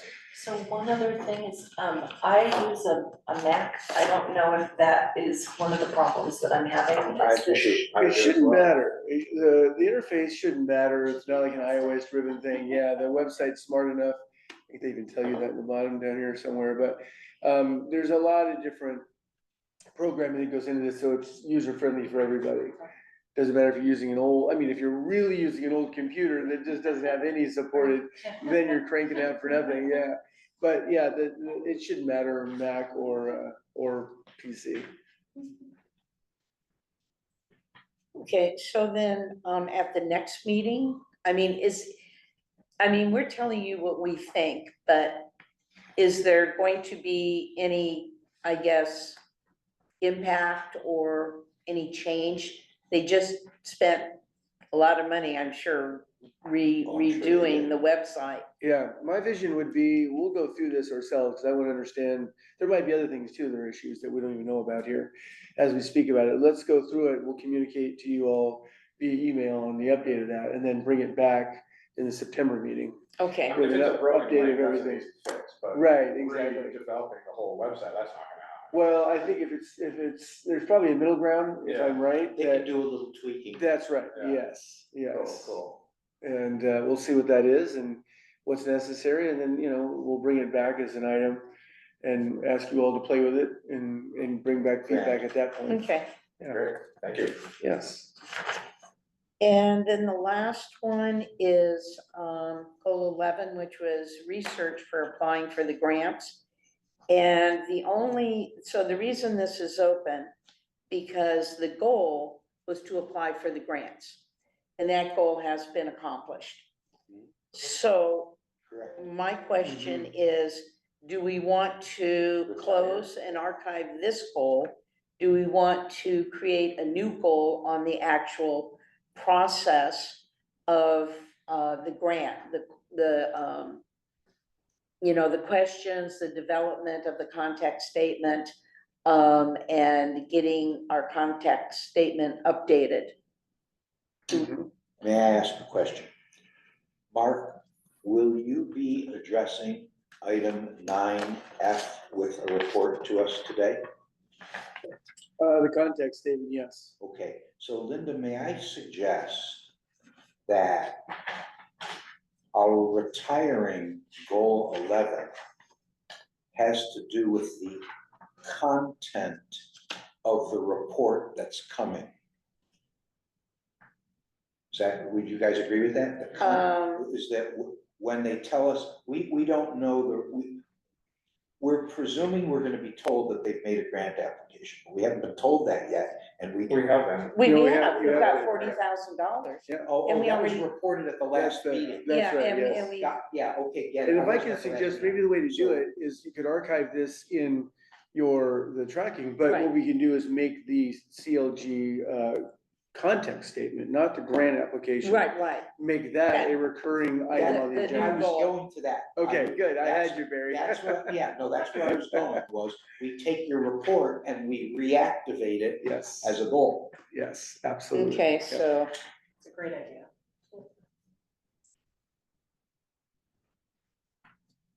Yeah, because those are two separate items. Yeah. Getting the grant. Yeah. and Using the grant. Yeah, That's so right. now our new goal is how we use the grant, I use grant. right?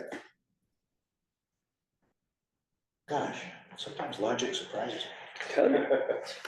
all right then, and Good then, job. so at the September meeting, then Matthew will be reporting on where he is and, Yes.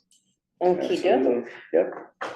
I think this is our most effective goals review session in years. What a nice Well, pivot good. point. We're making progress in so many areas. I love to hear it. That's wonderful to hear. it, Larry.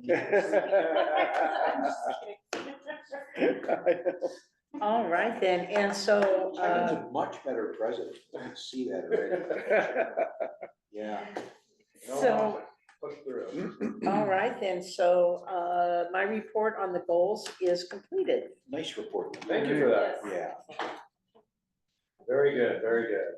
So moving on to item 9B, review of the GP policies and implementation strategies. We do have an attachment for item 9B. there's really nothing to approve here. It's open for discussion. Matthew did make a note to focus on the highlighted implementation strategies. It's, this is really just kind of like a reminder that these exist and to kind of review them. If anything comes up, we can discuss it. And have it on the screen for you as well, if you wanna see it in bigger font, it's probably a little small in your packet. I have a question on, the 8.2J. So in my district, my question was about how we interact with parks, open space and culture. And I'm thinking an example of that, and I just wanted to qualify, is Quail Hollow Park. Because the Lane House, Quail Hollow, is on our inventory, but it is a county park and they have activities there and so on. So is there ever any, I guess, interaction, or are there ever any talks about, I don't know. Is there any, or is it more kind of divided? We just look at the house and don't No, care it about should be anything else, integrated. and they do their park stuff and. Yeah, and that's part of the point of this is to be interactive and to be, intergovernmental, working together, So if you see something and it's a park structure, then sure, we should do that and we should facilitate that. So if you run into something like that, feel free to reach out to Matthew or myself and say, this is on Parks property, but I want to get in a little bit deeper. And I want to talk to somebody who I don't even know who I should talk to. Help me find this. So we will be that resource for you. So anything that pops up, and whether it's parks, could be something, like another county facility. We may need to get involved with our general services does the capital stuff now. So if it's a building that's a county building, then we can do that too. So it should be all inclusive and we should be facilitating that for you. May I share an example? In my district, I have a real privilege of having the Castro Adobe. The Castro Adobe is a state park, and it is managed by Friends of Santa Cruz State Parks, okay? They are outstanding stewards of the building. It's a no-brainer for us. Thank you very much. We have nothing to do because their standards of where their goal was a higher standard than anything the commission sets. They really were looking at a complete restoration of a historic building. But it's 100 years older than a lot of other historic buildings. So in some cases, our partner is our best friend. I think we could get the same thing with county parks, that a similar level, it's mutually beneficial. So like the Lane House is really important to Santa Cruz. It takes us away from being the stepchild to the Bay Area. Right. It makes us more core to the culture of the Bay Area. Yeah. I'll take that a step further too. It can go into state agencies as well. Federal agencies, whatever we need to branch into. If we ever run into that, we can certainly make sure that we interface with that and integrate our efforts with their efforts. No, that's good. That's when I saw that, I was curious, well, how did that work? And has that happened before? And, what kind of, I guess, relationship between the two departments? Yeah. So that's good. It's good to hear. And we always have great working relationships. It's never a silo, just so you know. So, even though they're not here in the building, like environmental health and the fire marshal, parks, and, we have a great relationship with them. We work with them all the time. They're just not here. So it's there. You just don't hear about it or see it. Oh, and the Lane House, there's layers and layers of connectivity that go back to the Curry Company and Yosemite Park, okay? Who was the uncle of the Lanes. It's all old, it's old California. Yeah. Fabulous. Yeah. Anything else on this item here? Cool. All right, nothing to approve, we can move on. Item 9C is the Mills Act. We do have an update. The last Board of Supervisors meeting, which I believe was on May 20th. The Mills Act got approved unanimously, might I You're add. kidding. Yes, no, I'm not kidding. Yeah. So that was, Did you go to them yet? I was not able to make it. Okay. No. I understand Matthew did the presentation. He did, he and I did, yes. Yeah, I heard it, and I heard it was really great. It did, it really, They, really, like, were enthusiastic. they were, yes. Really? And we had support from the community. There weren't a lot of speakers. Becky Steinberger, who we heard from today, she was one of them. Great. And support. The biggest thing I'll report out to you is that we did this as a model and kind of expected it to be a little bit heavier lift than it was going through. Sherry Thomas is amazing. She's our county assessor. And she went through this and, you know, I'll be honest with you, as a manager, I only had to do about 25% work. They were amazing between Matthew and Sherry. They put all this together, figured it out, and started doing you know, figured out the flow of the presentation, who should do what. The only thing I did is kind of suggested a better kind of a flow where it wasn't sort of clunky up there when you're doing the presentation, where you're passing things off back and forth and talking. But the points, they did a wonderful job of putting everything together and the ideas and really understanding what the public needed to hear and what the board needed to hear to pass this. And I think when the board got the packet, the board aides and the board of supervisors, they all immediately looked at it and said, this is terrific, this is what we want. You know, we have this general plan policy that's been there for years that we don't do anything with. So we're finally implementing our general plan, which we should be doing. So it went through faster than we thought, as your surprise was, Linda, that, you know, oh my God, did it really go do that fast? I thought it wouldn't either. We'd Well, still we- get a we have been- continuance or. We've been told for years that the supervisors unanimously would be thumbs down on it, that we had no Well, hope. we have a very different group. We have Yes, I mean, the group of Gary Patton and Marty Warnow and those people, you know, they were vigilant watchdogs trying to keep everything down. Okay, Yeah. on no growth thing, no growth for Highway 17, no growth for Santa Cruz County. We're in a completely different world now. Mhm. And so how do we deal with high-rise buildings in town? We deal with it with the Mills Act protecting historic buildings. There's a balance to a high-rise. And we were transparent with the money too, because it's a pretty significant, if you filled it out, it would be a very significant hit to the tax income there. We had an ally, an ally on this that you guys may not recognize that I would like to point to. And I'd like to say that I'm not pointing to myself. I'm pointing to our ally who edited my television interview.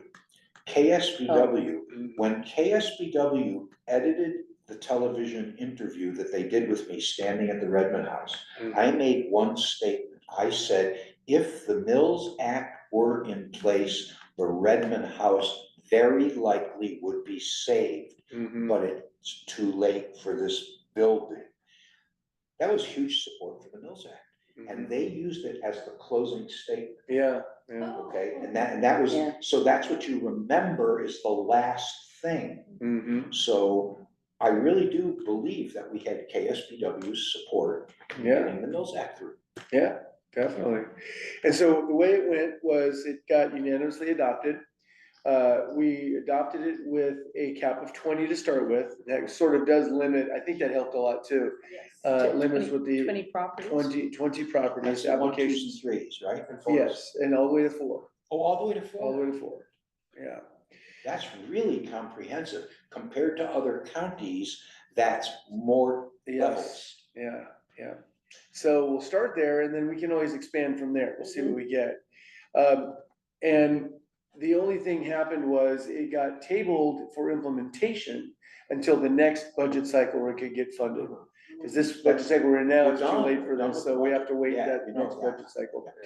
So, but I think it's perfect. We were talking about this, and I think it actually falls in perfectly into line. We were talking about it before the meeting too. That it'll give us an opportunity to come up with, what does the application look like? We need to do a fee schedule to figure out, taking in 20 as an inception, what does that fee look like that we need to charge somebody? Sherry Thomas is suggesting as early as January, we start taking in applications. Oh, wow. So, That you We can need- implement 6 months later. well, yes, with a budget adoption for it, Right. that you, after July, that you could start actually taking them in, yeah. They would be evidence for the upcoming budget. Yes, that's If the you got point, applications yeah. in, they would be evidence. And I didn't put two and two together until about 10 minutes after her and I spoke. She's sharp, yes. She's incredibly sharp and knows what she's doing. She's been here for so long, and it really is gonna build the brick, paperwork for our budget for this. If we get, 20 applications in the first month, then heck yeah, it's probably gonna be no brainer. So I think that'll be good. We just have to figure out what does that fee look like? And we're going through that, laying that out right now, of building that fee schedule and figuring out what that's gonna look like. Application fee, the amount of staff time that goes into that. And I think we can do it. I think by January, we'll have that part done.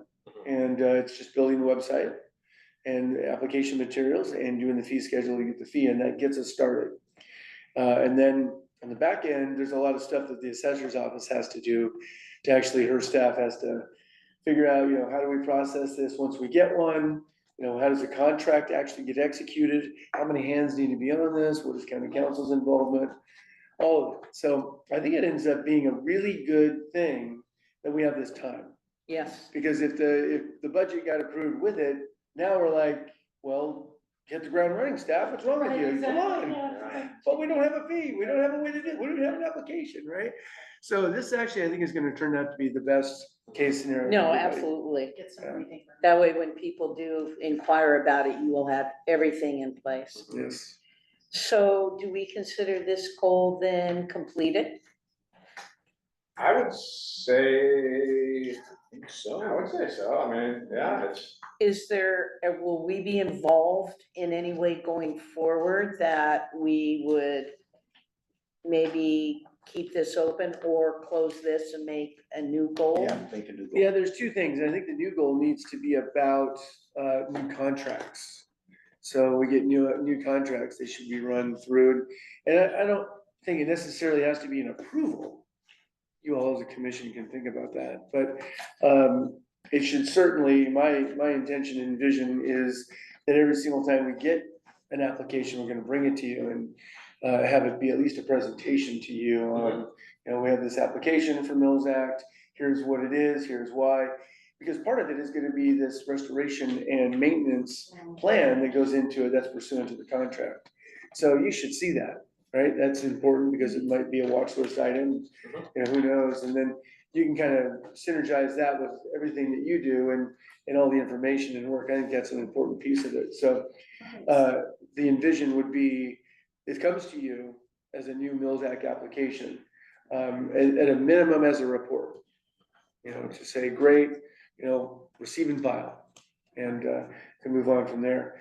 I don't, at this point, and again, I don't know everything because we've never done this here, if there should be some more of a recommended action, because ultimately these do have to get ratified by the board. But let's think about that Okay, and see if there should be an accompanying support recommendation from the HRC. So I don't know right now, but we have time to figure that out. Right, It okay. sounds logical. It does, yeah. So just to reiterate, right now, we're able to close this goal, and then this would be an agenda item as the applications come in. Yes, and then yeah. we'll figure out moving forward. And I what think the involvement- for your next agenda, that's September, so you should get an update on the implementation program. And that by then we should have application materials, fee study done, and be gearing up really to be taking these in, right? And hopefully the website will be built by then too. So we should have some really nice groundwork laid for you Yeah. by September. excellent. Yeah. Well, thank you for all the work. Certainly, you're welcome. Yeah, that's wonderful. Looking forward to it. Really, It's a really great thing. excited about the Mills Act, it's such a great thing. yes.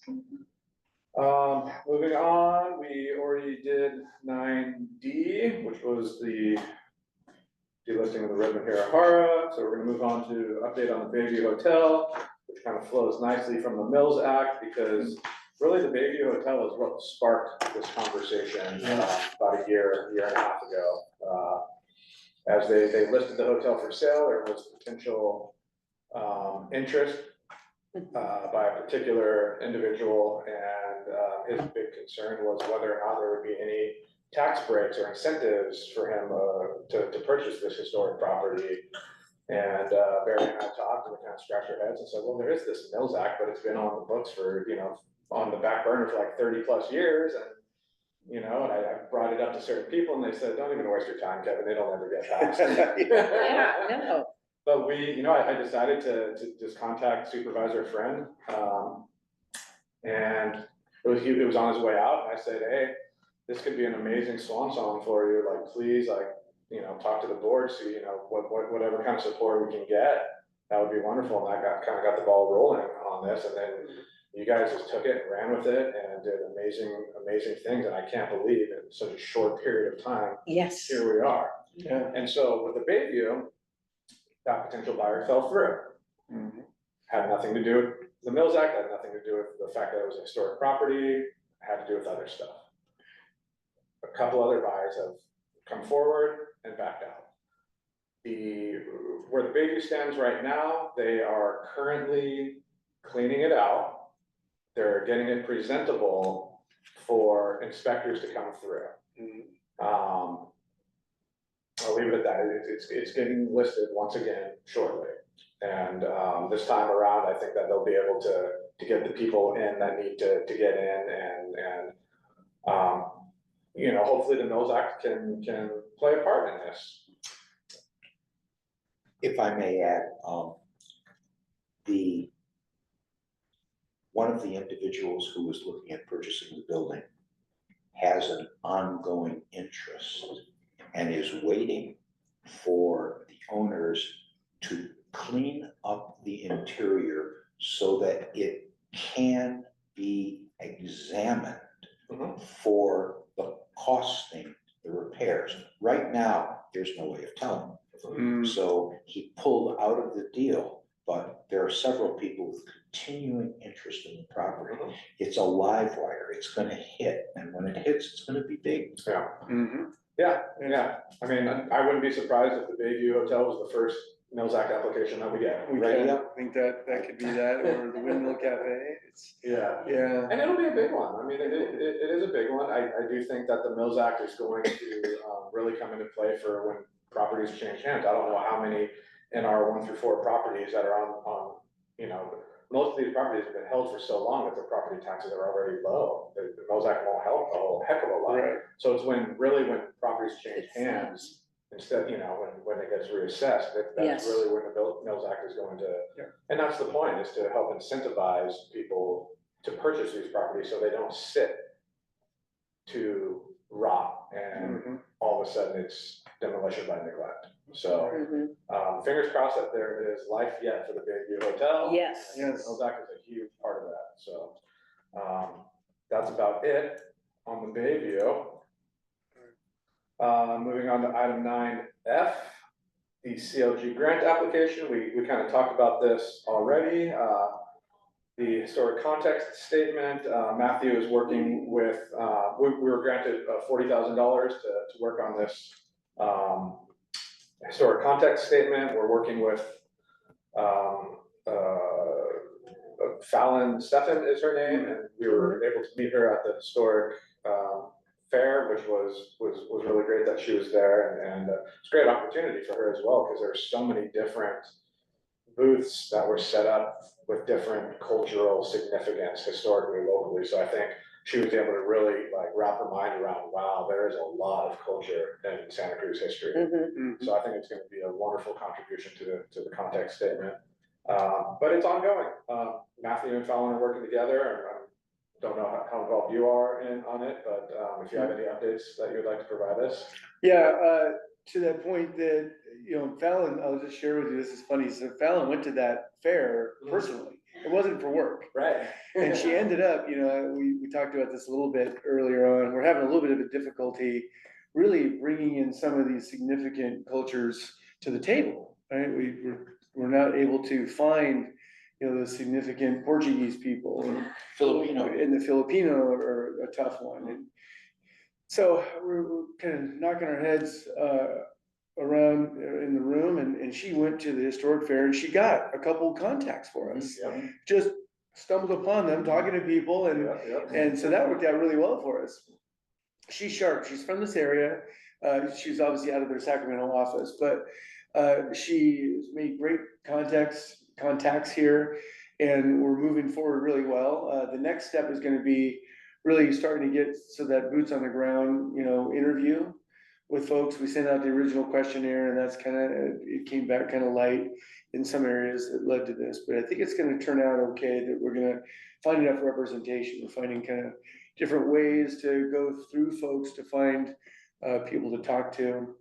And, there's a lot of information. I didn't realize this until we got into this. There's a lot of information out there from other people who know about other cultural sensitive people, in communities here. And unless you know that, you don't know who to go talk to Exactly.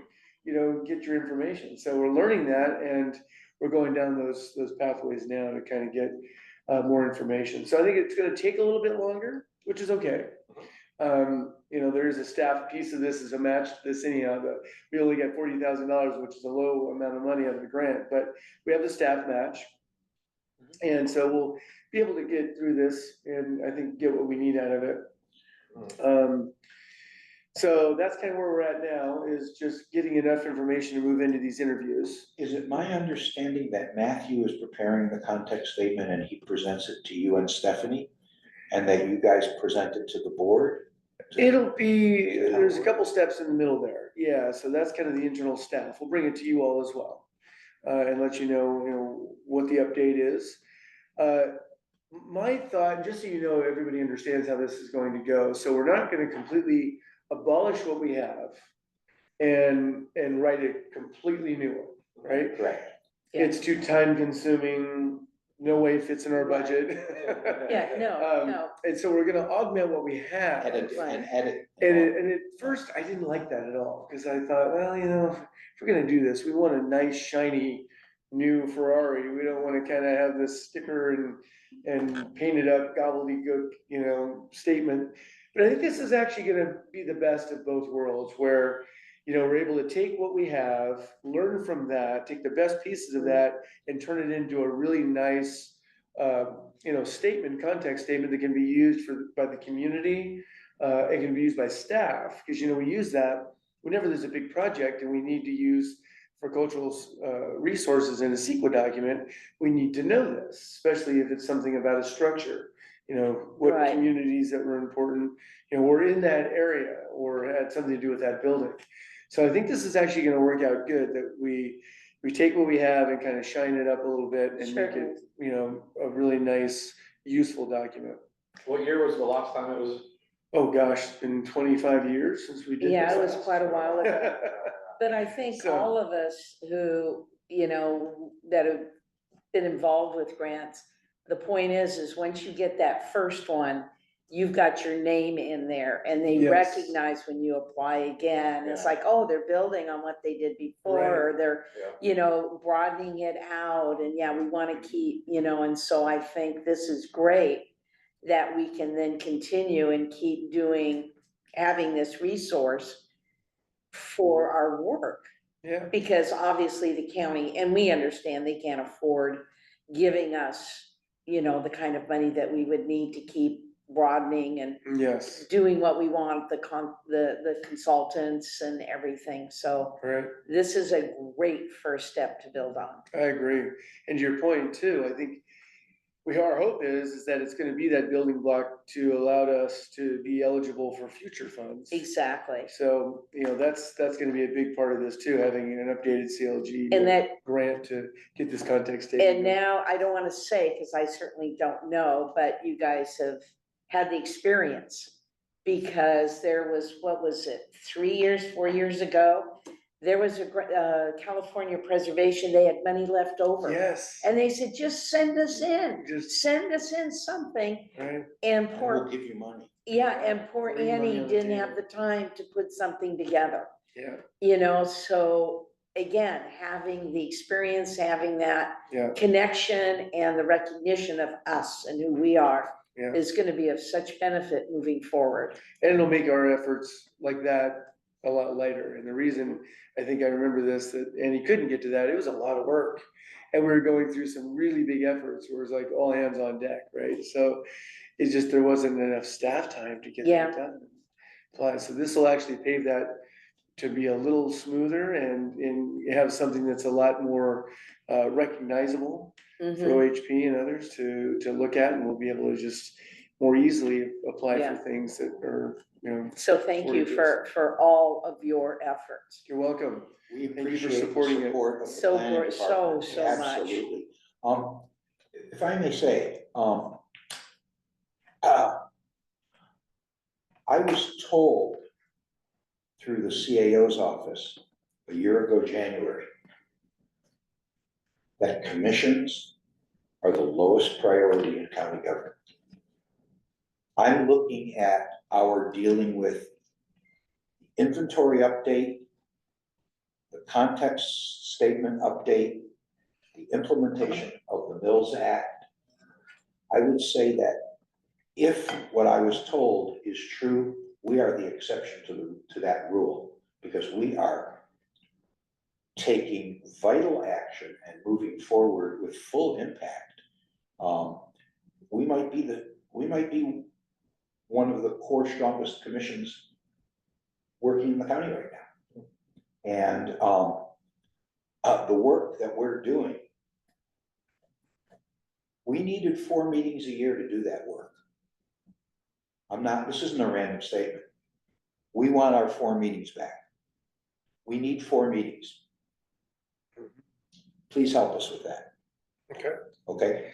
Look Look at what we just so got you done. know. Look what we got done, having Yeah. 4 meetings, Yeah, okay? And this is our second of 3. I don't know about you guys, but we've got more than 1 meeting's worth of stuff left to do this year, but we've only got 1 more meeting. Mhm.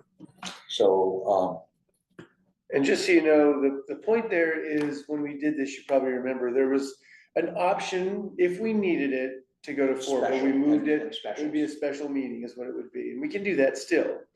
But what has to be demonstrated is that you have the business, That's right, right? that's right. There's a lot of these commissions and committees, the dog barking commission or something, Yeah, animal control commission. Yeah, those type of things, maybe they don't have the business, but if you have the business and you can demonstrate in your agenda, hey, we just can't get this through in 3 meetings.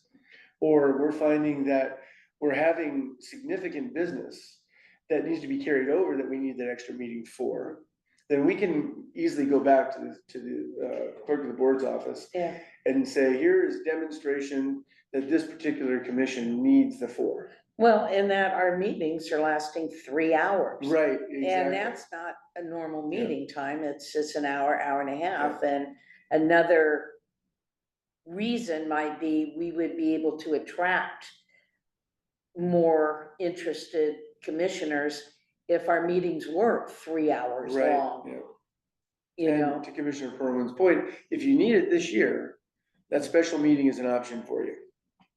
So take a look at your agenda and Okay, the business that you have, and if you need it, we can put it in there. We're at an interesting point where we're almost like, we're closing a bunch of things and taking on new things. It's a very interesting time in the commission. Yeah.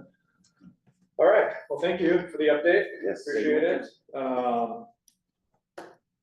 Moving on, we are going to get a report from Commissioner Orlando on how the Santa Cruz County History Fair went.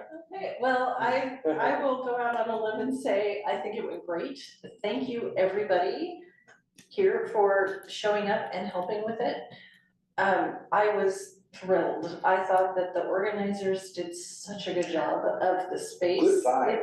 really Yeah. good vibe. I think it was all in one place, the space felt big enough, there was parking, they had a food truck, so just their whole infrastructure, their Yeah. logistics around it, the fact that it was at the Buddhist temple, which was such a unique location, I think for one, I got my family to come because they were like, we didn't know there was a Buddhist temple in Watsonville, let's go see.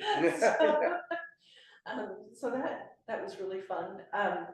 I have to say, I think that we had a really good booth, that, we had our little quiz cards, we had candy, we had knowledgeable people talking. So I think that, I was really pleased with how it went. Thank you, everybody, for pulling together and coming in for like as little or as long as you could. I hope your triathlon went okay. I ended up not doing it. You, Oh, It's a long story. Oh, all right, okay. We'll keep You're that like, one off the records. that history fair did me in. After the history fair, Kevin started celebrating and I was gonna say, I was like, oh, I need a beer. Now I start rethinking my priorities. Yeah. the quiz cards, so many people enjoyed them, and young and old, Yeah, both. it sparked And- a lot of conversation. Yeah. We had great, I mean, thank you for all you did. Oh, to yeah, put everybody in, and, contributed those. Yeah, it was, I think it was a great If you wanna example. see them, I can show you the quiz cards. Mhm. And quiz cards were even used to settle a bet at another booth. Oh, really? Wow.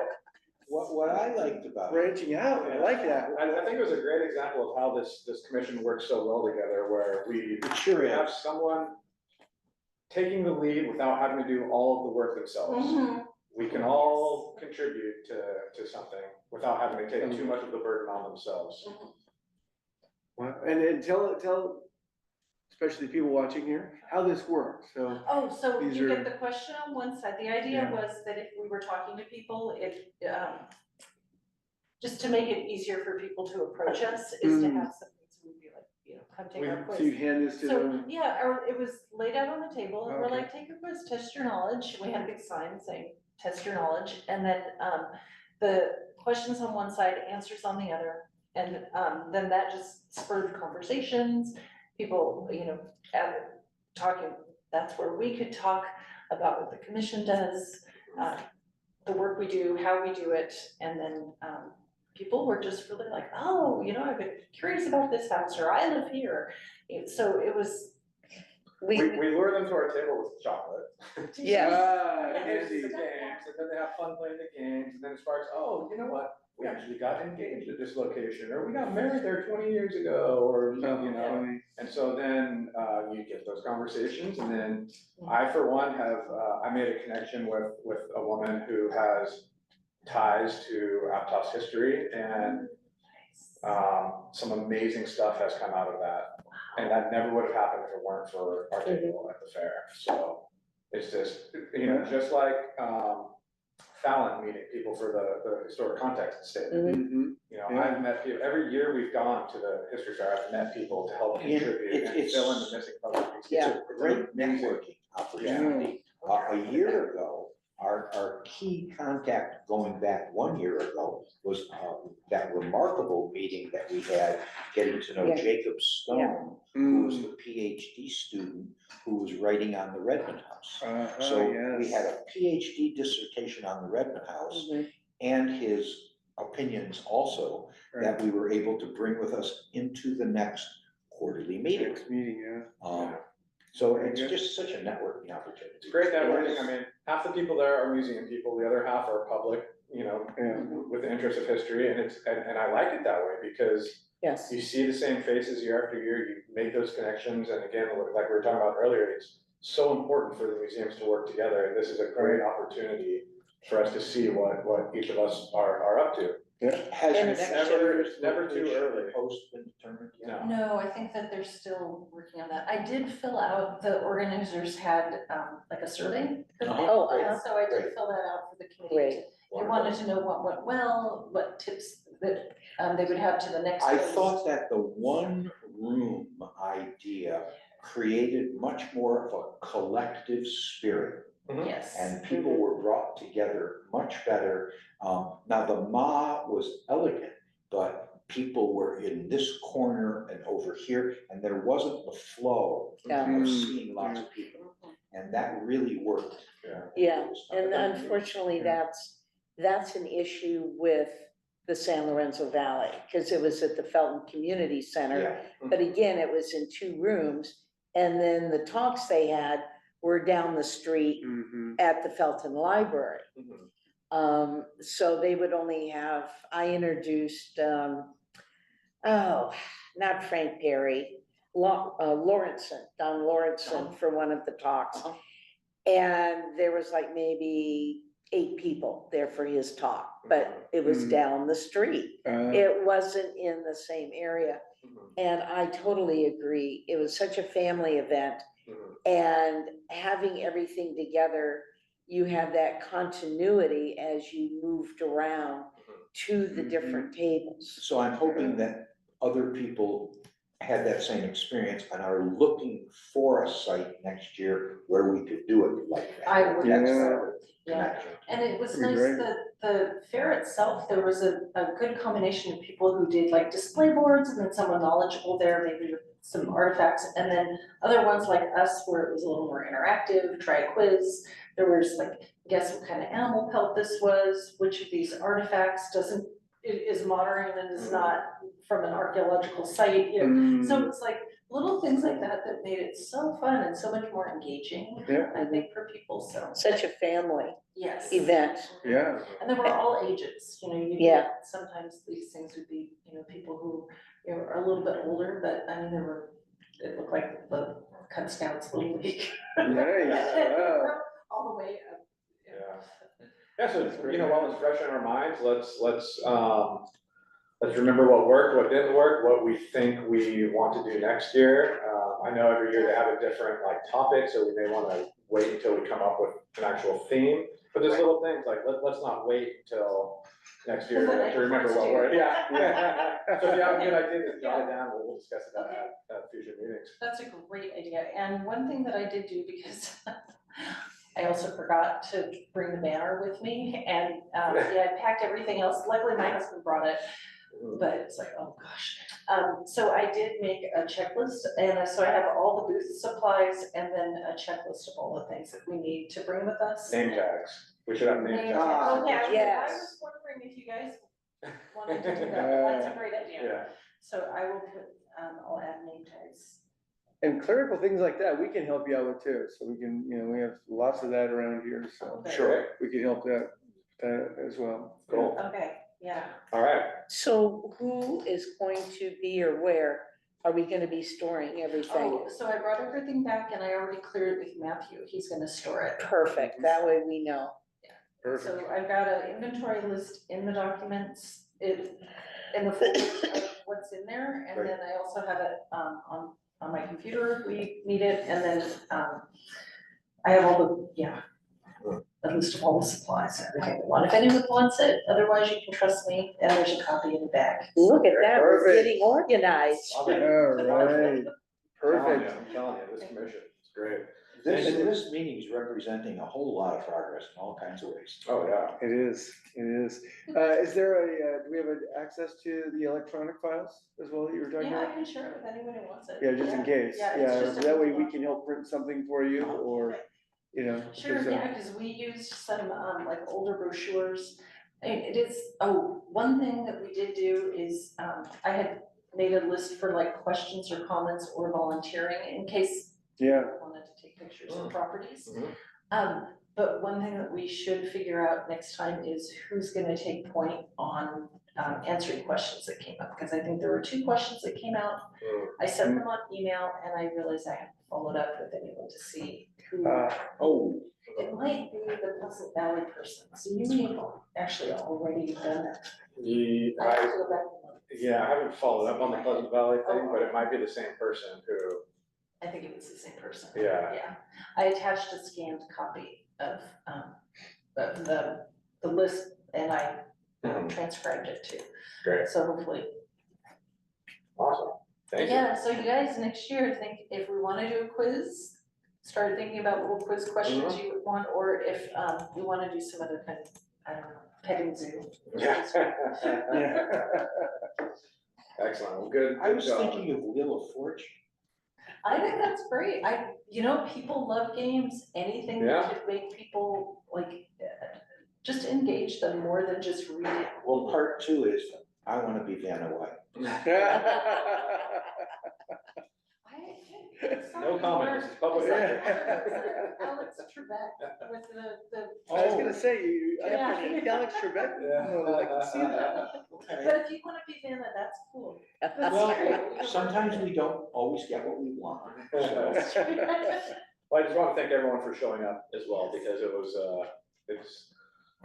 it's helpful. Believe me, I've been there before where you don't get support from other parts of your group and you're just standing there just feeling like you're doing it all yourself and just having the representation of the commissioners there, it looks good to the For public, Yeah. it supports each My, other. my wife surprised me and she handed me tickets to go see a gypsy jazz house concert on that afternoon that she had bought like 4 months before. Oh, So I'm like going, well, I wanna go to the history fair, I wanna go see this music, really. I was limited and, I will deliver a, full participation for the entire duration next.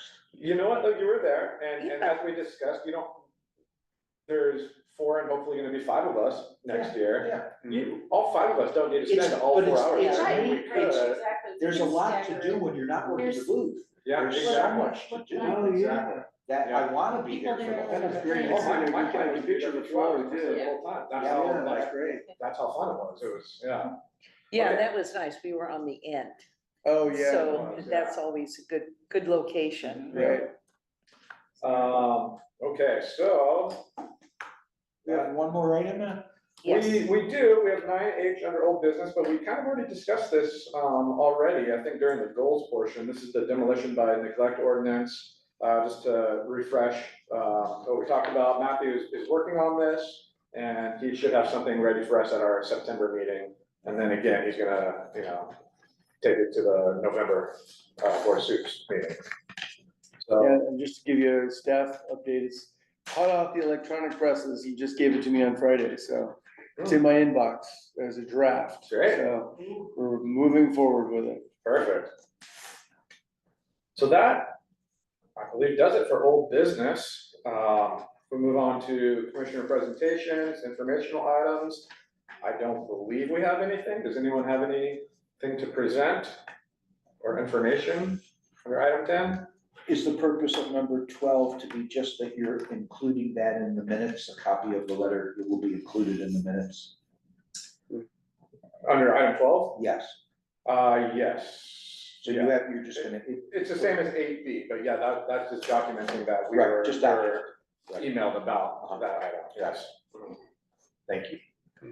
All right, so I'm gonna assume nothing going on item 10. I have, staff update for us, anything to report, nothing? Everything I had to report, I think we, updated throughout the items, so Yeah, we that was did. everything I had. Okay. Matthew will be back. I gave you the update on Matthew, so he'll be back for a September meeting. Good, But other than that, things are going well and budgets are holding strong, so keep your fingers crossed for Good, yes, that. let's hope Good, that good, you don't yeah. have any resistance. Yes, absolutely. But no, that's all I got. okay, great. Item 12, we just talked about, it's basically the same as item 8B, it's just to document the fact that we were contacted through email. Review of items for future agendas. We have 2 we talked about. So we'll give you the update on that website and it'll be a little opportunity to play with it ahead of time. And we'll get some feedback there. I think that's probably a good opportunity at that meeting because you'll know where your business stands to recommend to staff to ask for that 4th meeting for the next year, since that'll be your last one this year, unless something happens and we need to ask for that special meeting this year, but could be an agenda item to ask or maybe not to, get 4 meetings going again for this commission based on the volume of your workload. And then we've got 2 reports coming, Yeah, that Matthew's working on. So it's the, demolition by neglect and, is it the Mills Act? We should do the implementation part of it, of the Mills Act, yes. I have a question. That would be, if our assignment annually is to assist the Board of Supervisors and receive the financial plan from the mom, should we respond and send a note to the Board of Supervisors that we have heard this year's budget from the Ma and we support it? Should we, I mean, it wasn't anything we voted on, but there was a sense of support in the room. We understood it. Should we acknowledge that and pass that on, or should it just remain in the minutes? Should it be an action item to tell the board we've heard the annual report and it sounds like a good report? We support the report. I don't know, kind of defer to you on that. Yeah, if you're gonna do it, it needs to be quick, because that's coming up. Well, yeah, it couldn't be any quicker than today, because we chatted Right, until. exactly, But so. I don't know. Well, here's I what the think contract says. So, and it's just a short little thing. It says mod duties. Contractor, being mod, agrees to exercise special skill to accomplish the following results. Operate and manage the Museum of Art and History. Develop and present exhibits, programs, and lectures of county-wide art, historical, and educational interest. Oversee collections, documentations, and cataloging of materials and information pertinent to the art and history of Santa Cruz County, and make such collection available for research. And operate 3 historical sites: the Octagon Building, the Evergreen Cemetery, and the Davenport Jail. Contractor shall acknowledge in all reports and literature that the Santa Cruz County Board of Supervisors has provided funding for the contractor. So my sense is what you should consider as a commission is knowing the contract, seeing the budget, support of that workload. And that way, because the way these always go is something happens that you don't foresee happening, right? And so you don't want it to be a micro telescope that gets focused on it because something else has to go and went squirrely and they need to look at other money. So having that support could keep that microscope off of it.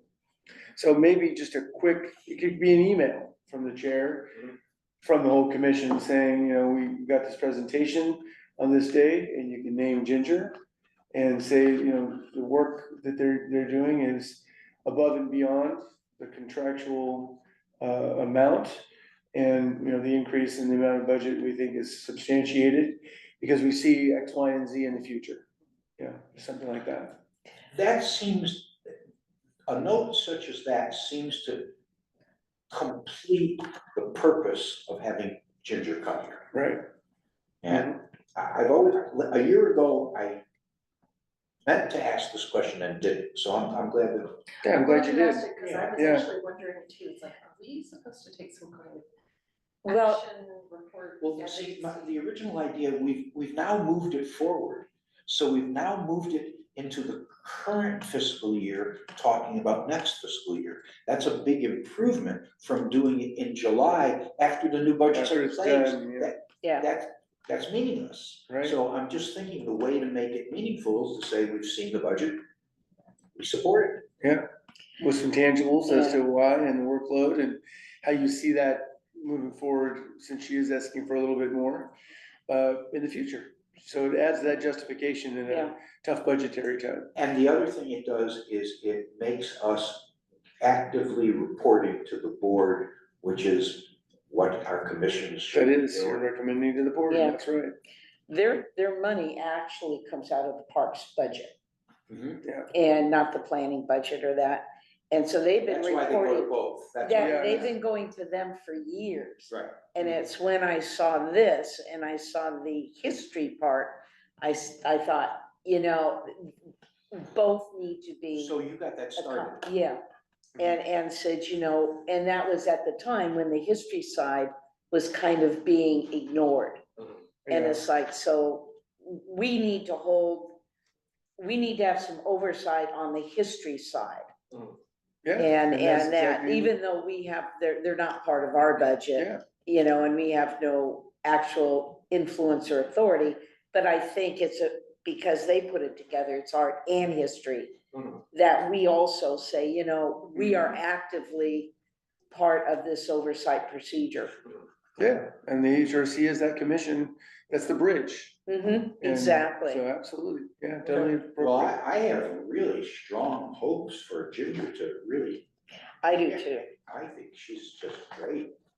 Yeah, Yeah, her For sure, priorities better. are where it is next. yeah, Like, I can draft an email and I'll, send it to Matthew to kind of proof and give notes, and then once it's a thumbs up, I'll, you're welcome. give some down. So I think that, covers our very packed agenda. Thanks for being here. I just need to, well, I guess I should open it up. Any final comments or questions before we wrap it up? Nope. No? All right, our next meeting is September 8th, I believe. I move to end the meeting. Okay, thank you. I All second. right. So we're adjourned at 12:14. Excellent, And everybody. good job on moving that, agenda forward today. Thank you. Yeah, no, I feel